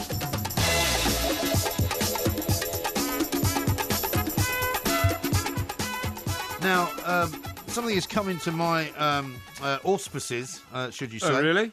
Which is of some interest to you really? and of much more interest to me. Yes. It will come as no surprise to you that a piece of information, a document, I suppose you might say, about something called the August Apple Festival. Oh, yes. 11th to the 13th of August, Cornish Orchards. Yes. Is apparently yet another opportunity for you to put your face into somebody's programme, right? What do you mean? Get them here, unveiling a porky snack from Porky Parry. It says on the front, the cock and bull, which is entirely appropriate. Yes. So this is another, little venture of yours, is it? No. That I've managed to get my hands on. No. Well, so when were you going to tell me about this? Well, what do you mean, tell you about it? Well, you dragged me down to Surrey to do that one the other night. Very successful, £2,000. We raised £2,000 for a very good charity. Yeah. Now, this is also raising money for charity, I believe, isn't it? No. Well, this is not. It's raising money for a brewery. You're raising money for a brewery? Yeah. I mean, they're trying to increase their sales, so they're having an... why are you involved in that? The August... Well, because what they're doing is they're having this Cock and Bull, by the way, is a lovely pub in the middle of a town called Sutton. Cock and Bull Story is what it's called. Cock and Bull Story. Cockandbull.co.uk. Yeah, I mean, that could be your kind of organisation. Yeah, but it's in Sutton in Surrey, right? So it's on the sort of brink of stockbroker belt, so to speak, and not far from where... Well, I hope those roadworks have sorted because, I mean, what you didn't tell me when I went down there was that the road leading to, the world-famous Premier Inn, formerly known as a Brewers Fair, was a massive traffic jam, which I was stuck in for about half an hour. It wasn't my fault. Well, you should have sent me a different way. Well, there's no other way to go. But anyway, the point of the story is that they're having this, cider fair, which they're calling, was it Apple Fair, They're calling it the August Apple Festival. Well, there you go, the August Apple Festival, so it's a range of ciders and all that. Yeah. And... how did you get involved in this, then? Is this another pub that you frequent?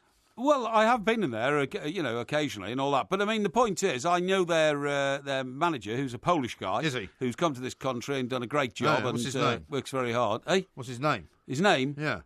Well, you said you know him. Yes. What's his name? His name's, I think it's something like Pavlo or something like that. Pavlov's dog? No, something like that.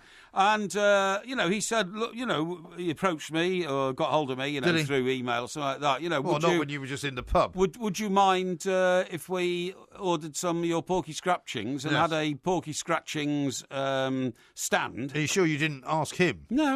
It came from him, did it? Independently. I see. A Porky Scratching stand. So who's going to be running the stand? Well, they want me to stand in the middle of it. You're going to run the stand? Yeah, and so you've now give gone away from packets being of Porky Scratchings. international journalist, stroke award-winning broadcaster, former right-hand man to the head of the Football Association. That's right. To running a pork scratching stand in the Cock and Bull pub in Sutton. Well, that's about right. For a couple of hours. Yeah, that's right, yeah. For the purposes of raising money for the brewery. Well, no, it's one of their promotions. That's appalling. It's a business thing. It's one of their promotions. It's spreading the word for the Porky Scratchings. They also will be selling wild boar and apple burgers served with hand-cut chips, £9. Yeah. That's expensive. That's not bad. Pork, apple and gold cider jumbo sausages and mash. Yes, that's right. For a tenner. Yes, yeah. That's horrendous, that. Well, why is it horrendous? Well, because, I mean, would you it's like a to run a shop? Would you it? like to run a shop, or would you like to be known as being a journalist? What would you like? Well, I have, I'm a multifaceted operator. Do you not have any idea? I'm like a bicycle wheel. I've got lots of spokes. Yeah, you are like a bicycle in some ways, and you're riding yourself off into the Netherlands. The point is, surely there must be some kind of image retention, some kind of quality control. Why? Luckily, this is not a two mics operation, right? Because I would not be involved in anything that took place in a place called the Cock and Bull. Well, that's up to you. Can I tell you that the manufacturers of my scratchings... This is what you're going to do because I'm on holiday, isn't it? Well, no, it's not because you're on holiday. Openshaws, yeah. And Fresher Foods from Wigan are one of the...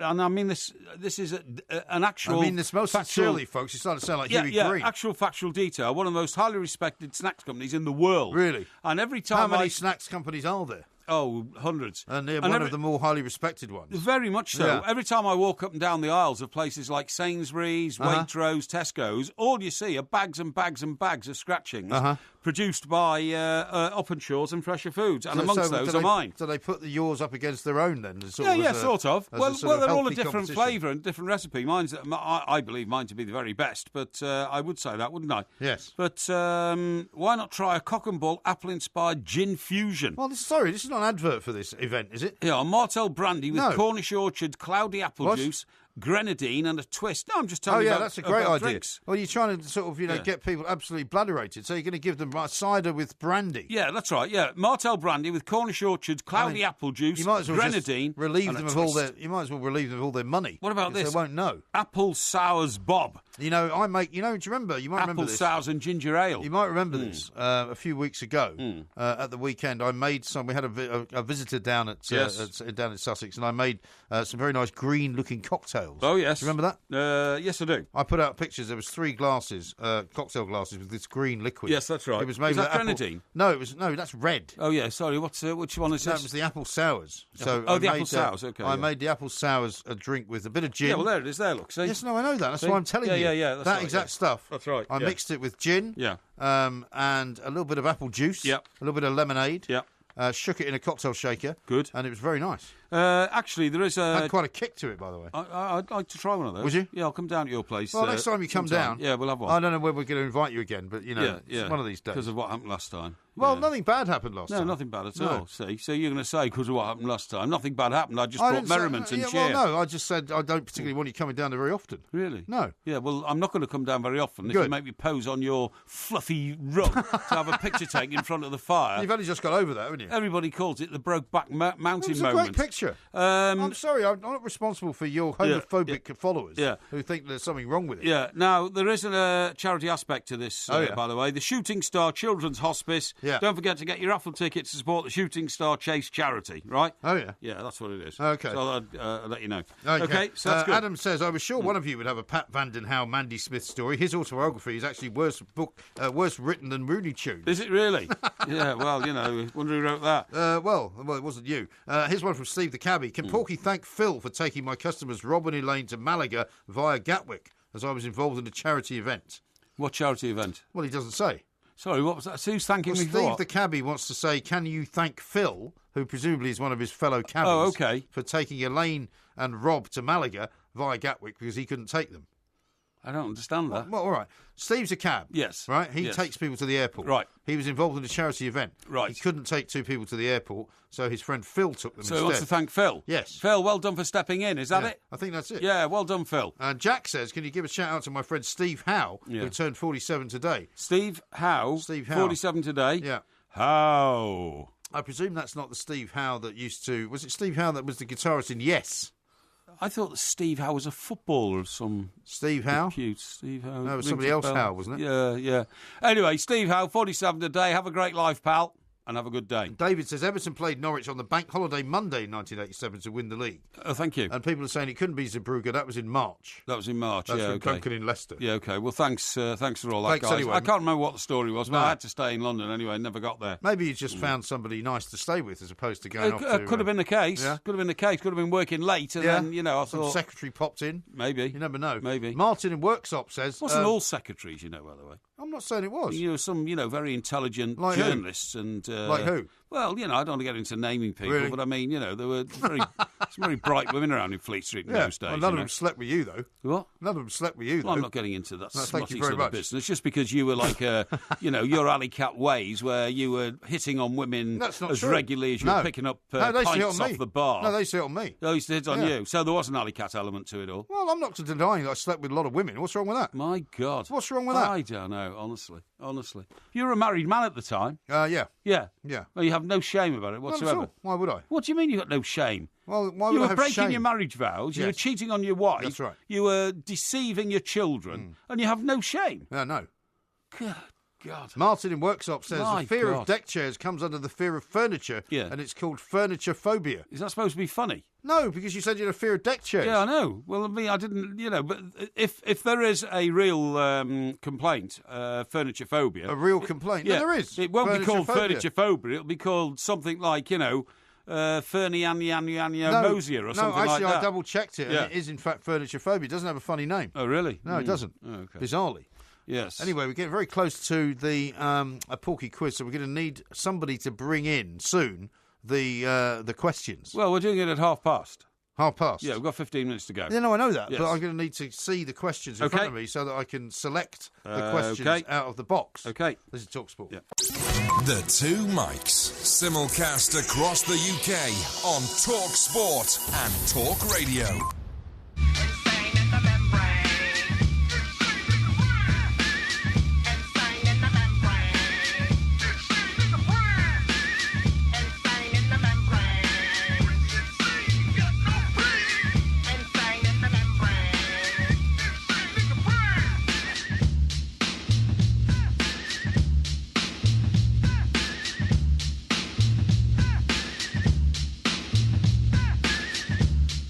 TalkSport, we are the Two Mikes. Loads more coming up between now and 4 o'clock, of course, including the Porky Quiz. What we are going to do, in case none of you have ever seen a show called Jeopardy. I don't know if you were a fan of Jeopardy. Well, but it's where they give the answer, and you have to figure out what the question is. Right. It's quite a fascinating kind of wrinkle. It's not to me. To the quiz, because, we've had quizzes about all sorts of different subjects. Yes. You've accused me of gerrymandering them, of course, as you know as well as I do. I don't do that. You've also sort of said that the independent quiz masters are somehow against you. Yeah. You've been accused of cheating. Yeah. In this case, the new quiz will be almost like a new leaf. We're unveiling a new leaf, aren't we? Yeah, are we? Or turning over a new leaf. Are we? Well, I think so. Yeah. The only thing with Jeopardy is, I remember once I went up to see Phil Finn in his place up New York State, right? Yes. And it was always snowing. It seemed to be snowing from about September to March. Yeah. It was always a snow. Well, do you know, when I was a member of Pelham Country Club, they pretty much shut the golf course down for real playing of golf. Yeah. And around about sort of, Memorial Day to Labour Day. Yes, would that's be right, open. yeah. And then Labour Day, they would just go, right, after this, we'll play maybe for another month. But more or less by October, it was done. We used to play on those courses on winter greens. That's special right. winter greens. Special winter greens. I remember playing in the snow. Yes, that's right. But you couldn't actually go on the real greens. No, that's right, yeah. But anyway, the point of the story is, we got up there once and we packed up early because it was just too difficult to play, Yeah. So we went home and bought about 3 or 4 bottles of champagne on the way home.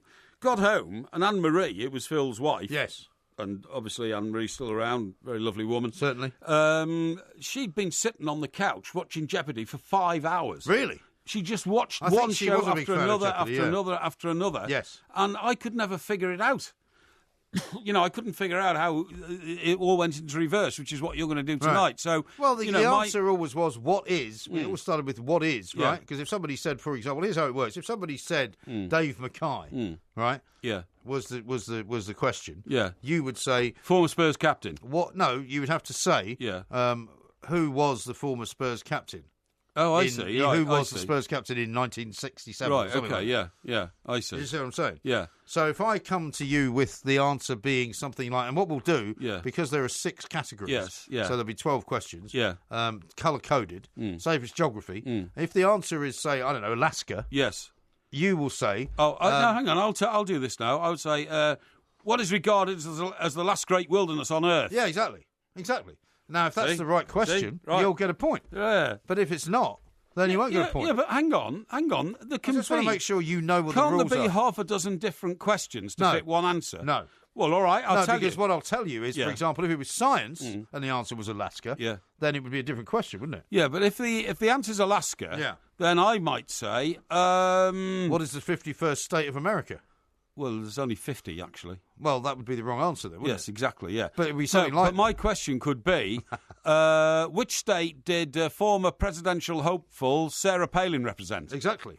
If it was a history question, that could be, So I've already got 2 questions to one answer. Yes. Haven't I? Yes, but the clue for you will be what category. Say, for example, if it's a sports question... Yeah. And the answer is Alaska. Yeah. What would then be your question? Okay. What's the only state in America that doesn't have a football team? No. Maybe. No. It would be.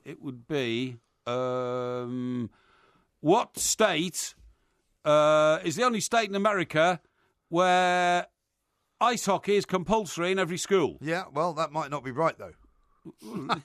Well, it's Alaska. Is it? Yes. Are you sure? No. But I'm thinking that it might be. Because there's a lot of frozen ground in Alaska. That's the thing. Yeah. That's where we're getting on. You know, by the way, the mother of my children has exhibited an interest in going to Alaska. Oh, really? Yeah. Oh, I'd love to go to Alaska. She claims that she's seen some kind of documentary and now wants to go to Alaska for a holiday. Well, Alaska is as big as kind of Central Europe, isn't it? Yeah. Well, I've suggested what we do is we take a cruise, maybe. I mean, cruises are brilliant. I've never been on a cruise, right? Yeah. But I would imagine a cruise in Alaska would be quite cool. Oh, it'd be fantastic, I presume you'd fly to Anchorage or somewhere, right? Get on a boat. You wouldn't. You'd fly to LA. No, you would, honestly, and then you go up the coast. No, you do. it's too I'm far. telling you. No. What, from LA to Alaska? Yes. How far do you think that is? It's about 2,000 miles, but by boat, it's not far. What's the problem? Right? 2,000 miles? Yeah. How long do you think that's going to take? 3 or 4 days. It'll take a year off. No, it'd be 3 or 4 days. That's ridiculous. No, it's not. Well, what sort of boat are you in? You're on a cruise liner. 2,000 miles? Yeah. In 3 days? Yeah. Are you having a laugh? Yeah, no, I'm not having a laugh. It takes 6 days to cross the Atlantic, which is about 3,500 miles. So you'd make it, honestly. All right, let me see. No problem Let's at all. get to Los Angeles. Yeah. By boat. Well, it depends which part of Alaska, because Alaska's so big that Alaska in itself covers 1,000 miles in depth. Well, surely, at the very least, you'd fly to somewhere like Seattle, which is a bit closer. Yeah, Seattle would be a bit closer, I suppose. I don't think you'd want to go from LA. Yeah, I think they do go from LA. I think they cheap start off flights. I don't want cheap flights. Yeah. I don't know what you're looking at that for. Anyway, listen, why are you doing all that? Why are you doing all that, right? 3,634.5 miles. Where from? From Los Angeles to Alaska. Which bit of Alaska? Well, the bit you want to go to. Yeah, sure. 59 hours, it says it takes. Yeah, 59 hours. By car. By car? Well, no, you're going to drive, are you? Ridiculous, isn't it? You know.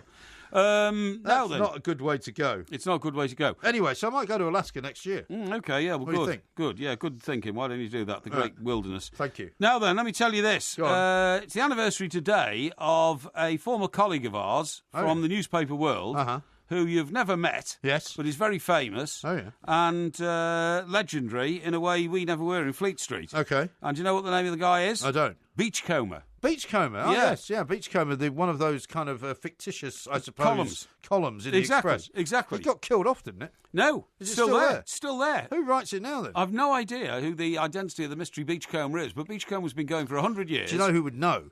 Is our friend John McEntee. Yes, of course he would. Yeah. He would well, know. maybe he writes it. I don't know. He might do. I don't know. Maybe he writes it. But it was once put on stage, and the guy who played it on stage was Spike Milligan. Oh, is that right? Spike Milligan, thrilled to play Beachcomber. Sorry, he was on stage and also a BBC series, okay? Right. For half a century, it was written by a guy called J.B. Morton. Okay. Readers of Beachcomber column every weekday. Can hardly fail to have noticed the show today is 100 years old, okay?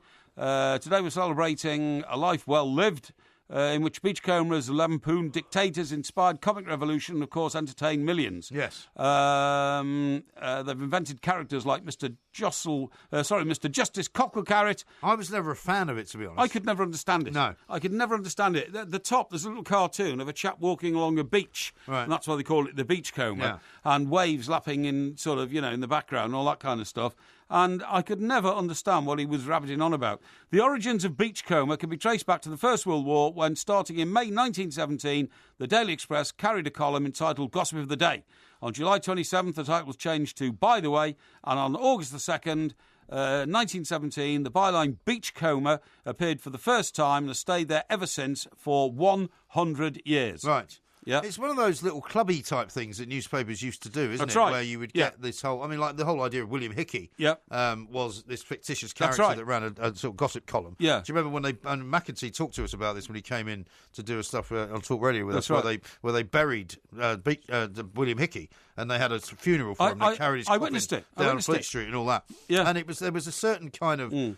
journalist of a certain type. That's right. Who I never got on with. No, I didn't. Who thought of themselves as a bit highbrow. Yeah, a bit shit. And sort of rather sort of whimsical. And sneering to their colleagues. But it was all terribly whimsical. It's whimsical, they're sneering to their colleagues. I mean, you might say Peter Mackay, who does Ephraim Hardcastle in the Mail, sort of falls into that category a little bit. Yeah, but he's very approachable, Peter. Oh, yeah, Peter's a great guy. Yeah. But he's kind of the outside edge of it. Yes, and then Beachcomber's kind of the inside mania of it. Where people would always... They always thought of themselves as very clever and smart and they kind did. of, oh, yes, isn't it? And they'd read things in the pub and kind of go, oh, isn't that brilliant? And you kind of go, no, I don't think so. And actually, I think it's what crap. they do? They'd hang around at places where the ambassador... Albinos and that kind of place. Yeah. They'd hang around at places where, a diplomat or ambassador was handing out the pink chins and then pick up a piece of tittle tattle and think it was very clever. And they were always slightly down-at-heel characters, Yeah, they were, they? yeah. With sort of, smoke-stained sports jackets. Yes, that's right, and all that kind of stuff. But you're right. Anyway, the first one was written by a chap called John Bernard Arbuthnot. Oh, yeah. A veteran of the Scots Guards. He fought in the Second Boer War before serving as... Yeah. I mean, that's why I couldn't get into it. The Boer. Oh, that's great. But also the Boer, so long ago. That's right, yeah. And they would write about this kind of world that I certainly knew nothing about. That's right, yeah. You know what I mean? Absolutely. He became deputy editor of the paper. Did he? Yeah, and then he handed his column on to Wyndham Lewis, who lasted 5 years. I knew a guy called Arbuthnot once. I wonder if he was related. Yeah, well, he could have been, I don't know. But anyway, it is, you're absolutely right, one of those unique Fleet Street things. My father used to rave on about a guy called Cassandra. Oh, yes. He wrote in the Mirror. He was in the Mirror, yeah. Yeah, that's right. Well, I mean, if you talk to anyone who sort of waxes lyrical about the golden age of newspapers, yes, that's right. Cassandra was supposed to be the guy that kind of sorted everything out. That's right, yeah. And again, it's from such a bygone era. Yes. And I remember Piers Morgan, when he first became editor of the Mirror, yes, he used to get he was always being attacked by the likes of Richard Stott, who had been the Mirror editor many years before, saying, you have done terrible things, you've brought it down to the same level of the Sun. And he used to go back into the archives and he would find... front pages that the Mirror had done. Yeah. Well, there's some dolly bird on the front wearing hardly any clothes. That's right. Because they responded to the page 3 fight. Sure. And, all this rubbish about how the Mirror was this, amazingly kind of, highbrow socialist organ. Yeah. What a load of rubbish. It was, yeah. It was just as bad as the Sun. Yeah, it was. In many ways. It didn't have any nipples. It didn't have page 3. No. But it had women in bikinis and all that. And it was just as trashy and show-busy as everything else was. It's true. But, people like to have this kind of, dewy-eyed memory of how it was a terribly, upright and faithful organ. Sure. These old cobblers. These great columnists, right, I mean, they sort of, after about 20 years, take on a life and a reputation of their own. Yes. For instance, the late and great male columnist... the guy I'm talking about. He was revered as the. Are you thinking of Ian Woolridge? Ian Woolridge, yes, the sports guy. Yeah. Well, he was a great writer. I could never read his columns. I'm not denying for a moment he was a great writer and like Hugh McIlvenney as well, who was a great journalist. Well, I have to say, I've known Hugh like you have 30 years and fantastic. Every word counts and all that kind of stuff. Yeah. But some columnists I've never, ever understood. For instance, and I think we mentioned this the other night, I could never understand a word of what Keith Waterhouse wrote. I was never a fan of that. And by the way, he didn't have huge political principles. He started in the Mirror and ended up in the Mail, didn't That's he? right. He did. Yeah, absolutely. Well, I mean, on the Record podcast, you can hear the story of his encounter down on the lower west side of Manhattan. That's right. Which wasn't entirely something that you'd want to repeat. No, exactly. But anyway, go and have a listen to that, because this is a family show. We can't possibly talk about it. Coming up next, though, it's time for the Porky Quiz.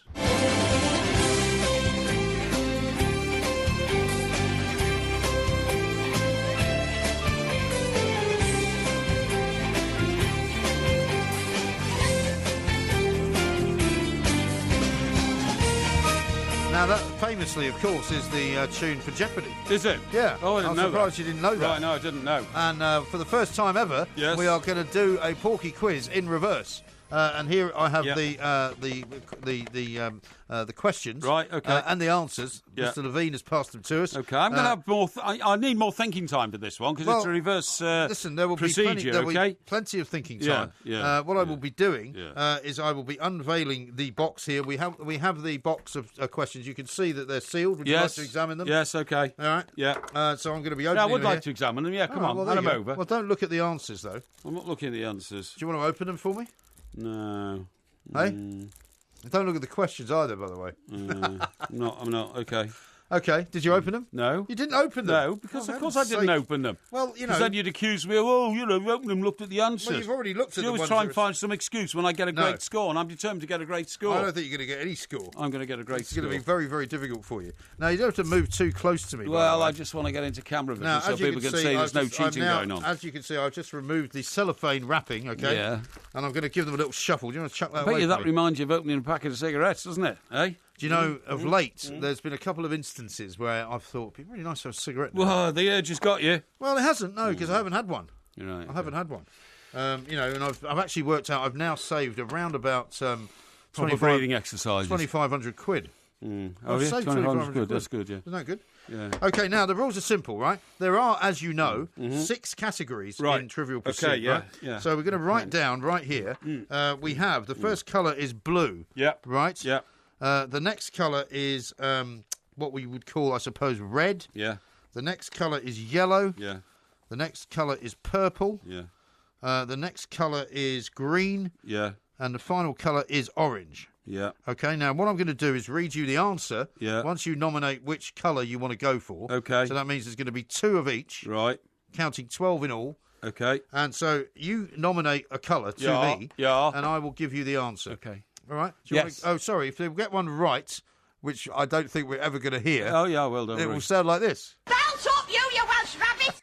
I like that. If you get one that was wrong. Hilda Ogden, I think. Was it? Yeah. If you get one wrong, you'll hear this. You great steaming pillock! Who's that? Stan Ogden. Was it? Yeah, okay. No, I don't think so. I think it was Brian Blessed. Brian Blessed. Right, now, have you got a colour in mind? Yes, blue. We go with blue. We'll go with blue, which I believe is geography. Geography. Okay. Right. The answer is St. Petersburg. Right, okay. The question is, what is the former capital before Moscow of Russia under Peter the Great? Incorrect. No! You great steaming pillock! What is Russia's second most populous city? Oh, well, you see, now, come on. My question fitted. Well, you know the answer is St. Petersburg. You can't just go, well, anything about St. Petersburg. No. You didn't ask that question. I said, what was the capital of Russia before Moscow under Peter the Great? That's not the question. Well, yeah, but it could be the question. This is idiotic. This is an idiotic way. It could be the question. This is great. What category is blue? It is history, I believe. Yeah, well, you never told me that. I did You did not tell me that. I did. And even if it was, historically... I said it was geography, actually. Yeah, exactly. Yeah. And is it geography? Yeah, it's geography, Yeah, well, That's you see... what I told you. No. No, listen. No, if you get one of these right, it will be a triumph. Well, it will be because this is gerrymandering of the worst order. It's going to be very good. Get on with the next question. All right, what colour would you like next? I want yellow. Yellow, I believe, is history. Right. Okay. The answer is Nelson Mandela. Yeah. Right. The question is, who was the first president of South Africa after apartheid was abandoned? Incorrect. No, but that question fits, you idiot. No. It says, whom did Thabo Mbeki succeed as president? But, I mean, my question fitted. I'll tell you what, I'll give you half a point for that, shall I? My question fitted. No, you give me a whole point. No. You said who did was the my first question president? fit or didn't it? Well, actually, you shouldn't get any points if you're going to argue with me because it's the question was who succeeded Thabo Mbeki. That's the question. You have to get the question right in order to get the point. I did get the question right. Didn't. You said who was the first president of South Africa after apartheid. That's right. Was abandoned. That's not the same thing. I'll give you half a point, okay? Half a point. This is mad. No, this is great. And anyway, he didn't succeed to Thabo Mbeki. Mbeki succeeded him. Yes. That's what it says. Well, you've got it wrong then, because you said... All right, you got no points now. No. You got no points. No, you've... All right, you got no points. You screwed up the question. No, you got no points. You screwed up the question. Why are you arguing? Nelson Mandela didn't succeed anybody. Yes, he did. He didn't because he was the first president of a non-apartheid South Africa. Here is the question that you didn't get. Whom did Thabo Mbeki succeed as president? You did not read that out. You did not. Why are you arguing? You said, who did Nelson Mandela succeed as president? I promise you. We can go back on it. The answer is Nelson Mandela. The answer was Nelson Mandela. I'm asking the invigilators in there. Right. Did Mike get the question wrong first time, or did he not? No. He did. No, I didn't. He did. I told you the answer was Nelson Mandela, you plank. David is looking at me and he knows you got the question wrong. No, he doesn't. He hasn't got the card. The answer was Nelson Mandela. Yeah. You got the question wrong. No, you got the question wrong. Can we please get another question? Get on with it, because this is a farce. It's not a farce. Right, we're going to orange. Orange, okay. Now, orange is sport, okay? Yeah. The answer is wrestling. The answer's what? Wrestling? Wrestling. Yeah, okay. Yeah. That's the answer? Yes. Well, I mean, you can have a million questions with an answer's wrestling. Yeah. I'll tell you what, then. I'll give you a bit more. Yeah. Wrestling, and then it says better known as Big Daddy. Right, okay. So what's the question? The question is... I'll give you a tip, okay? Which I think I need to do, and I'm not ashamed of doing it. Yeah. It's about the person who was known as Big Daddy. Yes. What's the name? What's the answer again? The answer is wrestling. Wrestling, right, okay, yeah. Better in known which as sport? Big Daddy. Better known as Big Daddy. So yes. what you should be thinking about Yeah. is who was, what name was in the which person? sport did a man called Shirley star as a top I'll give you that. guy in his sport? I'll give you that. Thank you. Give you a point. Hey. I'll give you a point. Hey. Now, under normal circumstances, I would only give you half a point. No. But because it's a very tough mechanism, it's Shirley Crabtree. Exactly. But I will give you that. I think that's very good. Yeah. But I don't mind helping you. Yeah. But you've got to stop being so abusive. No, you've got to get the right. You read the last one wrong. Get on with it. All right. Yeah. Next colour, please. Yeah. Our next colour would be green. Green. Green is science and nature. Right. And the answer is stomach. Stomach. Right. Yeah. Okay. Science and nature. Stomach. Yeah. Right. The question is. When you eat, where does your food end up? Incorrect. No, it's not incorrect. It is. It's not incorrect. Yes, it is. It's not. That is a perfectly sensible question. But it with is. the answer stomach. That's true. But in this case, it's wrong. What? Because it is what part of you might a doctor examine with a gastroscope. Well, what a ridiculous... That's utterly ludicrous. Well, it's because my question fitted the answer. Yeah, I know, but it's not the right question. Well, I'm sorry, but there could be a million questions. Well, they could. It could have been. I'm trying to help you as best I can, all right? It could have been when a boxer delivers a low blow, which part of the body does it hit? The stomach. Or where am I going to kick you in about 2 minutes? Just get on with it. Come on, right. We'll go to red. We'll go to red. Red. Now, red, I believe, is entertainment. Right. The answer is status quo. Right, okay. What's the question? Right. For which group for 50 years did... I'm going to give you a tip. Right, okay? Right, yeah. It has to do with Live Aid. Live Aid? Yes. Live Aid. Has to do with Live Aid. Right, okay. Do with Live Aid. The answer is status quo. The answer is status quo. Right, okay. I'll give you as much help as I can. Okay.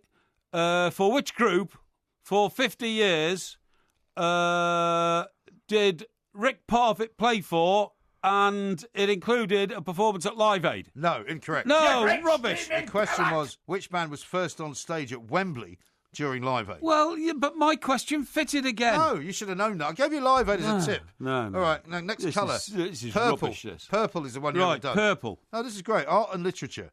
Okay. Art and literature. I'm good at this. Let's see. Hang on. What's the answer? Yeah, come on, get the answer right. The answer is tittles, right? Tittles. I and J. Tittles are small marks, in this case, the dots. So what's the question? What? I and J.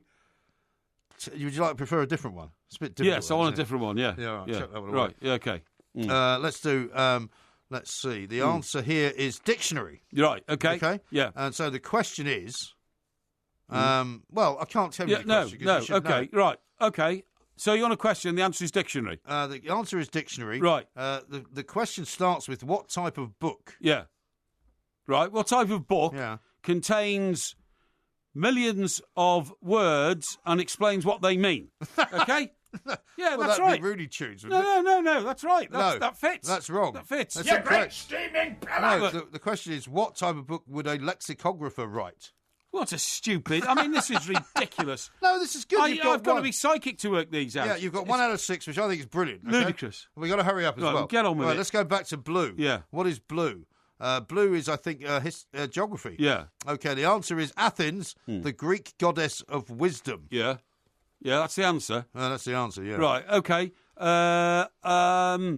Where were the first Olympic Games played and who were they dedicated to? No. No, well, Incorrect. Steaming rubbish. Which European capital city is named after the Greek goddess of wisdom? Athens. It's rubbish. It's not Get on rubbish. with it. Get on with it. Look, It's rubbish. all right, red. Let's get this over and done with this farce. All right, red. Yeah. The answer is Chico, Gummo, Harpo, and Zeppo. Right, okay. The question is, name the 4 members of the Marx Brothers comedy group. Absolutely correct. See, Hooray. that's very good. Well done. Hooray. All right, next one. I'm going to give you a yellow one next, Right, okay? okay. Which I think is history. I don't like the look of that one. It looks a bit complicated, that. The Great Train Robbers. Yes. Is the answer. Right, okay. And the clue is, where did they hide? Right, okay. Okay. So the question should be... Yes, the question is...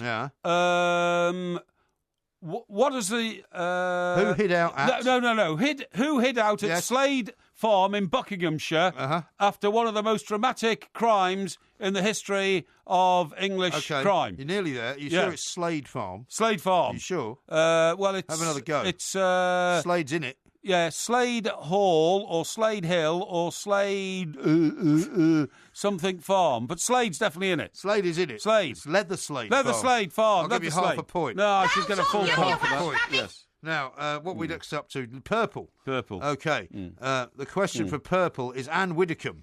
Right, okay. The question is... And it's about a book that she wrote. A book that she wrote, okay. Yeah. The question is, which former government minister now lives on Exmoor and walks around a lot with a stick? No, incorrect. No, but it could be Anne Widdecombe. No, it is which leading Tory MP wrote the novel The Clematis Tree. Load of rubbish. Well, that's what you should have known. Load of rubbish. Now, the next one is green, which is, of course, science and math. Yeah. The answer is Archimedes. Yes, okay. Right? Oh, right, okay. Which... here, so you should know this one. Yes. Which fat guy jumped into a bath and shouted, Eureka! That'll do. Yeah. The question actually is which Greek mathematician is alleged to have formulated a law for the displacement of liquids while having a bath? Yes. Correct. That's very good. Excellent. So you've already got 3.5. Excellent. It's a lot more than I thought you'd get. Now, the final question, orange, right? Yeah. Now, this is sports, okay? Yeah. And the answer is a Jersey Dudek. Jersey Dudek, okay. Right. Mm-hmm. Now, the question refers to... what he did in terms of mimicking his predecessor. Right, okay. Jersey Dudek. Jersey Dudek. Jersey Dudek. Think of where Jersey Dudek played his most famous game. Jersey Dudek. Where did he play his most famous game? Most famous game? Yeah. I know it's not your team. But you'd think you'd know this, being a sports journalist. Yeah. Jersey Dudek, most famous game, would have been played in the... Jersey Dudek. Come on. Okay. It'd be in the Nou Camp. What? What's the question anyway? Sorry, what's the answer? What, are you asking me what the answer is? Yeah, well, you've got to give me the answer. Jersey Dudek. Jersey Dudek, okay. And I've told you it's about him mimicking his predecessor. Mimicking his predecessor. In a very famous football match. Excuse me. Okay, in a very famous football match, okay. You should know this. Right, he was the star of the World Cup final in 19... Oh, no, I know, hang on. It's... who was the star of the Champions League final in 2013? Incorrect. Jersey Dudek was in the famous Champions League final in 2005. 2005? Yeah, when they won it. When they won it? Yes. Yes. Against Milan. Was he? And he famously was the goalkeeper with the wobbly legs. No. Remember? Yes, that was Bruce Grobbelaar. No, he mimicked Bruce Grobbelaar. That's the point. Jersey Dudek was the goalkeeper. Stupid question. That's not a stupid question. How could you think Grobbelaar was the goalkeeper in 2005? No, when it was Jersey Dudek. Well, it's rubbish. Everybody knew that. Well, I think you've done very well. You've got 3.5 out of 12. Rubbish. Which is more than you would normally get, actually. Yeah. Last time we did this, you got 3 out of 12. The mechanic is broken. I think it's very good. The mechanic is broken. I enjoyed it. This is Talk Sport. Bounce up, you Welsh rabbit! The Two Mikes, simulcast across the UK on Talk Sport and Talk Radio. Today you and I are not the same. You say you like the sun, I like the rain. So before we go, do it all again. You better catch your own train. This is Talk Sport. We are the Two Mikes. Got a great text here from Sue, who says, Mike, enjoy your cruise to Alaska on a speedboat. Derek in Pencoed has been in touch. Well, the bog cleaner. He says, no, not any longer. He says, I see Porky's been getting his excuses ready, but when he fails in the quiz yet again. Well, that's a bit harsh, actually, Derek, because I would say 3.5 in the Jeopardy quiz is actually pretty good. Exactly. Because that was not easy. And William says, almost impossible to get a high score, Porky, as there could be hundreds of questions that fit the answer. Exactly. Well, that's true. That's exactly what I said. And you read out the Mandela one wrong, believe me. Well, no, you I didn't. But that's why I said... I think you should concede that you did. No, I didn't. I said the answer was Nelson Mandela. How could I possibly have said that he was then the predecessor of Thabo Mbeki? Everybody knows he wasn't. The point is, I was able to give you some help, and I think you should acknowledge that I was very generous with my clues. No, I think otherwise you'd have got none. No, you realise that it was a flawed mechanic because you could have several different questions to fit your answer. Yeah. And so you started started bending your own rules. Not true. Because you knew you were going to be slated by our millions of listeners. Well, how about this from Becky? She says, in next week's Porky Quiz, try giving Porky the question and the answer. He will still argue, claim gerrymandering and get 3 out of 10. Don't be ridiculous. Utter nonsense. And Davies said, I could see a 0 out of 10 here coming, but, I think you did all right. Yeah, I did very well. How about this from Kira? Ask Porky who is the famous nephew of Shirley Big Daddy Crabtree. Do you know who that is? No, I don't. Do you? No, she's asking the question. Oh, I see. So she's not giving us an answer? No, maybe she will, but I haven't got the answer right here in front of me. Oh, really?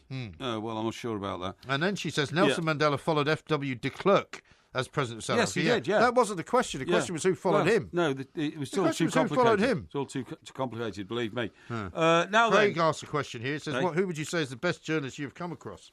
I don't want to answer that. The best journalist I've come across would be Norman Luck. No. Yeah, Norman. Really? Norman's fantastic. We shouldn't talk about him. Well, we shouldn't, I suppose, in a way. But no, we shouldn't talk about him. The last time we talked about him, we got off-commed.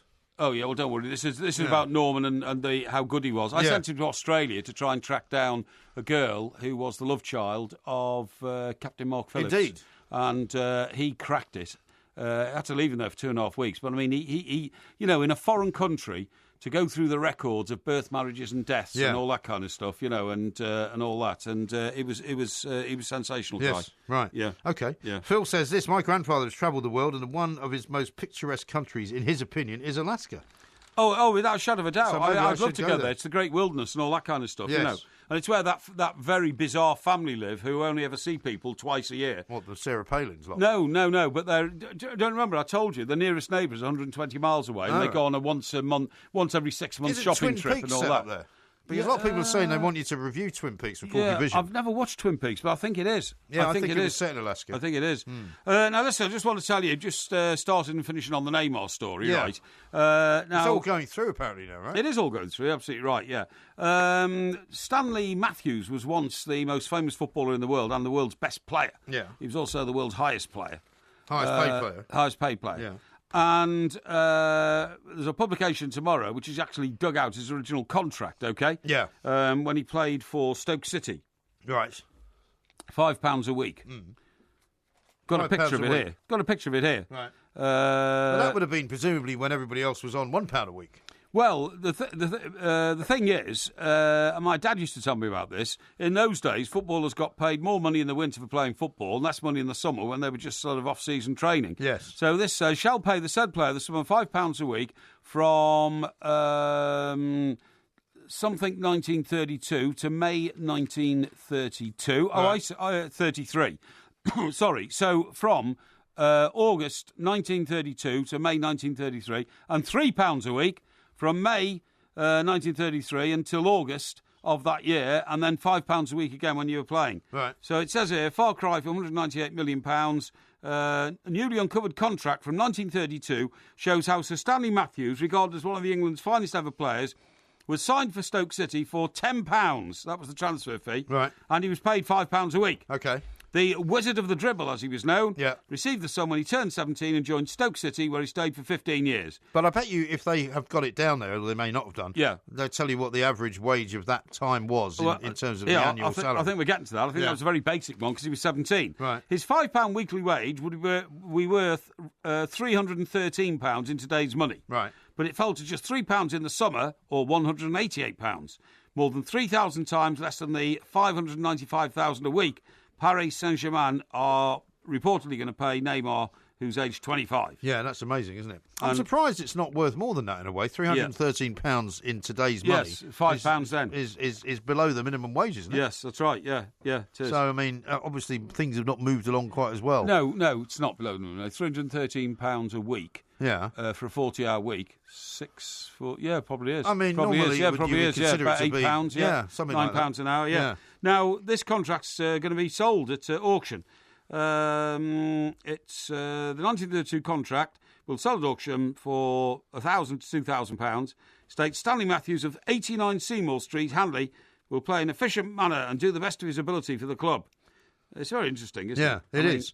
But I'll tell you what, I mean, on the basis that football has now become the kind of be-all and end-all story, so it's not only now for sports business, it's a sort of business story, you know, like you get people like Bloomberg covering it, you get people like the FT covering it, Neymar's sort of, only yesterday, supposedly the deal was off because Barcelona were going to reject the amount of money that was being put up to release his clause. Have you seen the front page of The Sun this morning about this guy that we talked about last week? This guy with the Ferraris, this Billericay town owner. Yeah. Now, I smell a bit of a rat here, I have to say, because this is a guy who's terribly good at promoting himself. Yeah. We were supposed to get him on the show last weekend. And he wouldn't come on. And he kind of hummed and hawed. He was meant to come on Saturday, then he was going to come on Sunday. Yeah. He's supposedly got 2 Ferraris. Yeah. He's put the Sun have got a front page story saying rumpy pom-poms, suggesting that he's fired all the cheerleaders from this team in Billericay because they were too busy sexting the players. That's right. I mean, is that not one of those PR type stunts that you would say gets you in the paper? But, I mean, is it really a true story? I wouldn't be too harsh about it because, I mean, first of all... But it's a weird story, the whole team out there, isn't it? It's very weird. I mean, this guy's the guy who's paying Jermaine Tennant a load of money. He's supposed to be,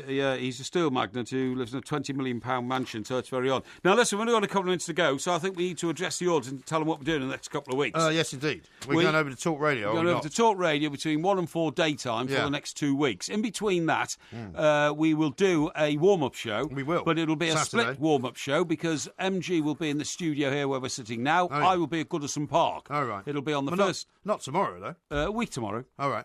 A week tomorrow. I said in the middle of the 2 weeks at Talk Radio. Okay. We'll be doing a warm-up show from there. All right. And I think we've got to say that this may probably be the last overnight show probably we will ever do on TalkSport. Yeah. So I want to thank you. Screaming hordes of people. Exactly. It's like the bootleg I used to have with David Bowie. Where he announced the death of Ziggy Stardust. That's right. Not only is this the last show on the tour, but it's the last show that we'll ever do. Yes. And all the people started screaming. That's right, yeah. There's nobody screaming here. Nobody's screaming here. But I want to say what a great pleasure it's been to have addressed our overnight audience. Yeah, we're not going away, by the way. We're not going away anywhere. And remember, whatever we do, there will be a podcast. And if you can't hear us live, listen to the podcast because you are in our minds. We love you all. Yeah. And we love you all. Our delivery is based on what we think, the sort of approach we think you want us to take to these stories. We do it for you, not for us. Yes, exactly. Yeah, absolutely right. Yeah. I couldn't be happier. And we'll see you on the other side, which will be on Saturday in the warm-up. We're actually going to be here Saturday morning from 11 o'clock. This Saturday we're going to be here. The following Saturday I should be at Goodison. You'll be at Goodison. Yeah. And then after that I might be going away for a while. Yeah. This is TalkSport. Look at the light! The light is broken! Don't forget to follow the 2 Mics, at the 2 Mics on Twitter and on YouTube. Just look for 2 Mics TV. Would you now like me to deal with this in the appropriate way? I don't want you to deal with it. Yeah? No, because I'm worried if you deal with it that something will go horribly wrong. No, what are you going to do now? Yeah. All right, I'm going to join in. I've got another one here. Right, and again. That up as well. There you go. Arrivederci Roma. Arrivederci Roma. Also, by the time we finish with this, right? Goodbye.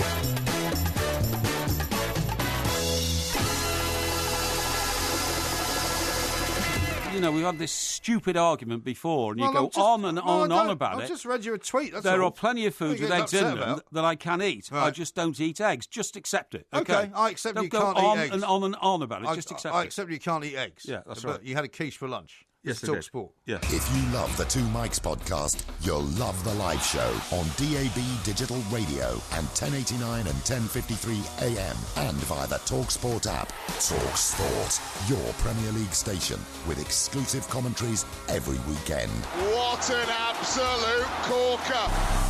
TalkSport. You never in Letter Johnny. I was never there. So stick up your jacksie.